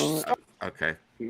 That's one thing that a big misconception that people get wrong about Rebel Moon. He never pitched it to Lucasfilm. He said that he was going to, but he realized that Lucasfilm moved on with Star Wars so long that he realized Star Wars doesn't need him anymore. I'm gonna listen to the person who's most closely to Zack. I mean, Reddit post, and also and Zack said that in an interview when he was describing Rebel Moon was that it was a Star Wars script that he never pitched and he wants to use. Either way, I think 6 is a stretch. I really do. I know they shot the first 2. They already shot the first 2. Let's see the what first 2 does good. He got a 3rd one and 4th. Well, let's see what he says here. Star Wars, but of course that got changed drastically in the past. I don't know how many years. That was probably back in 2008 when he pitched that to, and this is when Lucasfilm got purchased by Disney, so they rejected the script. I mean, they're not going to make 2008. Zack Snyder, which I think I think it's better that we're getting this movie as opposed to a Star Wars movie. But when it comes to this right here, he said greenlit for 6. Now that's interesting. I mean, who knows how legit this is? This is just coming from somebody who posted this right here, on a thread or whatever. But he said, that being said, crazy nice guy, very intimate with with every scene. Dude was always behind the camera, works closely with the extras. My buddy played a dead body, and Zack rolled around in the dirt, showing him how he should portray a dead body. That just shows you right here how awesome Zack Snyder is. He gave or how bad of an actor that guy is. Well, he seems like he's the. I don't know. I don't know. This sounds ridiculous. I'm sorry. The 6 movie part, or that he roll in the dirt with. He seems like a hands-on person that he would do that. From what I've seen of behind the stuff scene when he's talking to his cast, it seems like he's like that. So I don't think that part's a stretch, honestly. But Justin, you disagree. You say that's bullshit. That a director might not do that. Is that what you're saying? I don't understand. You went silent.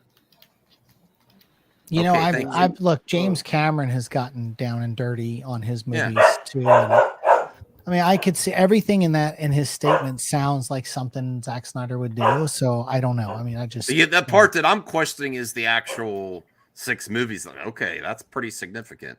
Compliments saying we look Callie, great in the shush. dim lighting of the barn we were shooting inside. Callie, Dude also over blends here. into Callie. crowds very well. You can spark a conversation with him and not realize it's him. He's always either riding a BMX bike or a skateboard back to catering. So there you go. He's always on something with wheels right there. He's a big kid. He's a big kid. I watched him accidentally bump his head into the camera. Everyone grew quiet and he got scared. And he simply said, I'm fine. I'm fine. But he does lots of sunset shots, which we know. Now that I realize all his movies have sunset shots. Yes, he's good at shooting dawn, sunset like that because better lighting and then beautiful visuals when it comes to that. He does lots of takes, not as much as Fincher, but he's up there in lots of slow-mo shots. Wow, really? Zack Snyder doing slow-mo shots? I think of him as M. Night, both visually impactful directors who could always do a writing partner when it comes to the script. Watchmen and 300, I personally believe, are his best films. I love those films. The new Watchmen show was fun to watch, but was nothing like his film. I'd happily work with him again, especially since working for Zack is a guarantee of a 13-hour day. No matter how Rebel Moon plays out next year, it's going to be very, very pretty to look at, as we all know.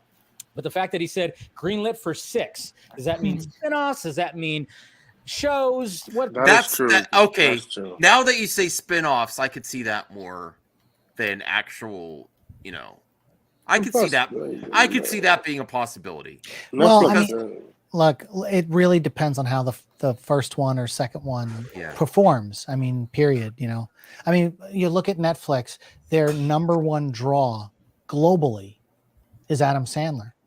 500 million streams. He's been streamed 200 million hours worth of minutes or something like that. That's why he had a 4-picture deal for $275 million. I mean, so, and they cancel stuff left and right if it doesn't have traction. So just think about that. If it doesn't get the subscribers to jump on and get them excited, then they'll can it. We'll see what else he has to say here at the end. By the way, I just wanted to clarify. It didn't sound ridiculous. That I'm not saying that Zack Snyder wouldn't, get that involved as a director. But I guess it was maybe the wording that just, made me be like, okay, the way you're describing it, it sounds like you just watched those behind the scenes things and just made up the story. Okay. It doesn't sound unbelievable, but it's like, I mean, a lot of background people have a tendency to be very eclectic and watch things and can interpret things differently. But I've seen lots of celebrities and directors and all ride scooters from stage to stage. I mean, sometimes you don't want to take a production van. You just ride a bike. I see it all the time. But it's not just the director. I mean, department heads ride bicycles. Bicycles are a standard thing on studio lots. Let's see at the very end here if he says it gets you to else. point A to point B a lot faster. Like, I totally get that. Gets you some exercise in. I understand that. No, I just there's something about this video that just doesn't.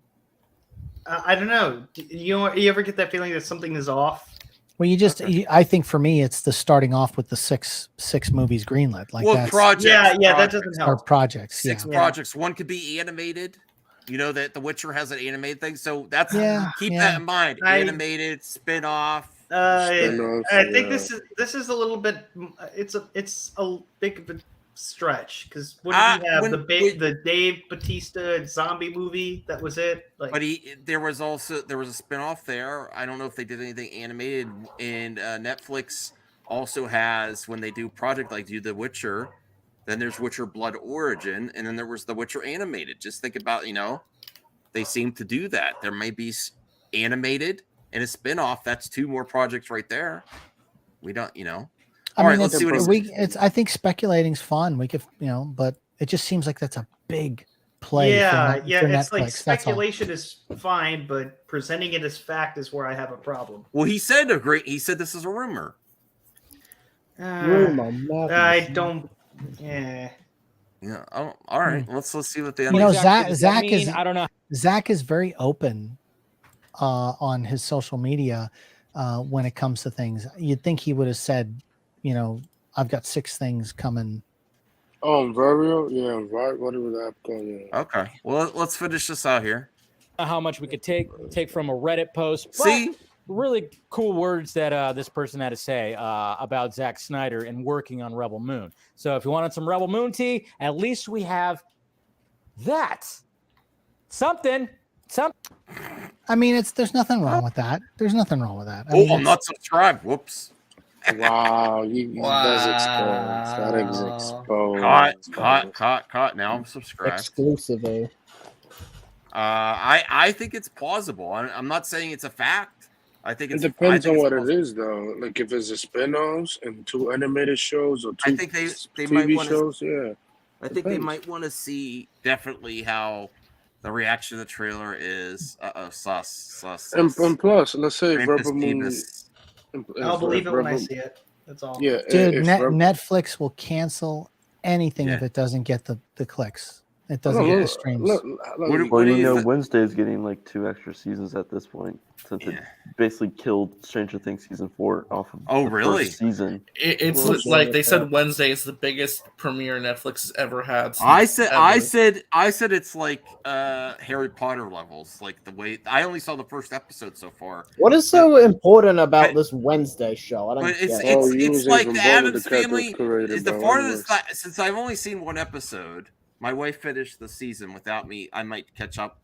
It was really good. It was more from the perspective of definitely Wednesday and the Addams Family and going to school and how she's dealing with being in school.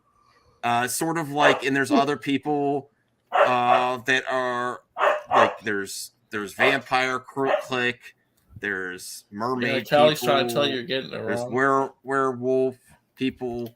And it seems like it had like a vibe of like young Harry Potter, and she's very charismatic in a weird way because she's kind of stoic Wednesday, but she's very likable with her takes. She's like, and honestly, there's a market for not just the princess type girl growing up going to school.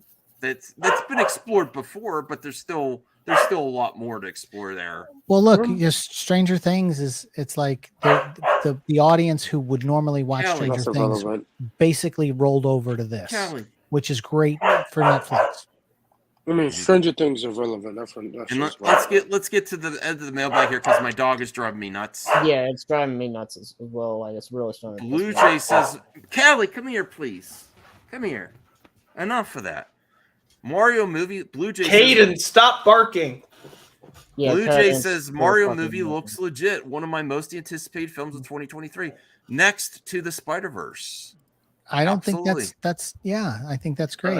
I would agree with that. And Chubby Teddy Monster Production says, Max, what do you think it was that shattered the Snyder fandom? Oh my God. I have an excellent I have an excellent long answer. No, I have a short answer that's put to the point. When people started putting their own wants and desires and themselves over the fandom and Zach and the projects, where they started to make it about them, or they had an angle like I'm attached to the Snyderverse, I'm important. No, honestly, yes, everyone's important as a whole if they behave. Yeah, like what is that? Geralt? But Was that one yeah, guy? yeah, that was but always- people all have like they want to also get attention after this thing got momentum and got prominence, and it's not about you, it's about Zach, it's about his daughter, it's about the movie coming out. And when people start making about themselves and I'm an OG and all this other bullshit, it started, co-opting themselves to this. It's and not the start making same fandom anymore. Making Like, about that's yeah. what I think the main problem is, making it about yourself instead of keeping the focus on Zach and Autumn, his daughter that passed away. That's fair enough. And the man. movie. I think that's a good assessment. I think that's the biggest thing is people started. Well, I have a YouTube channel. I'm a scooper.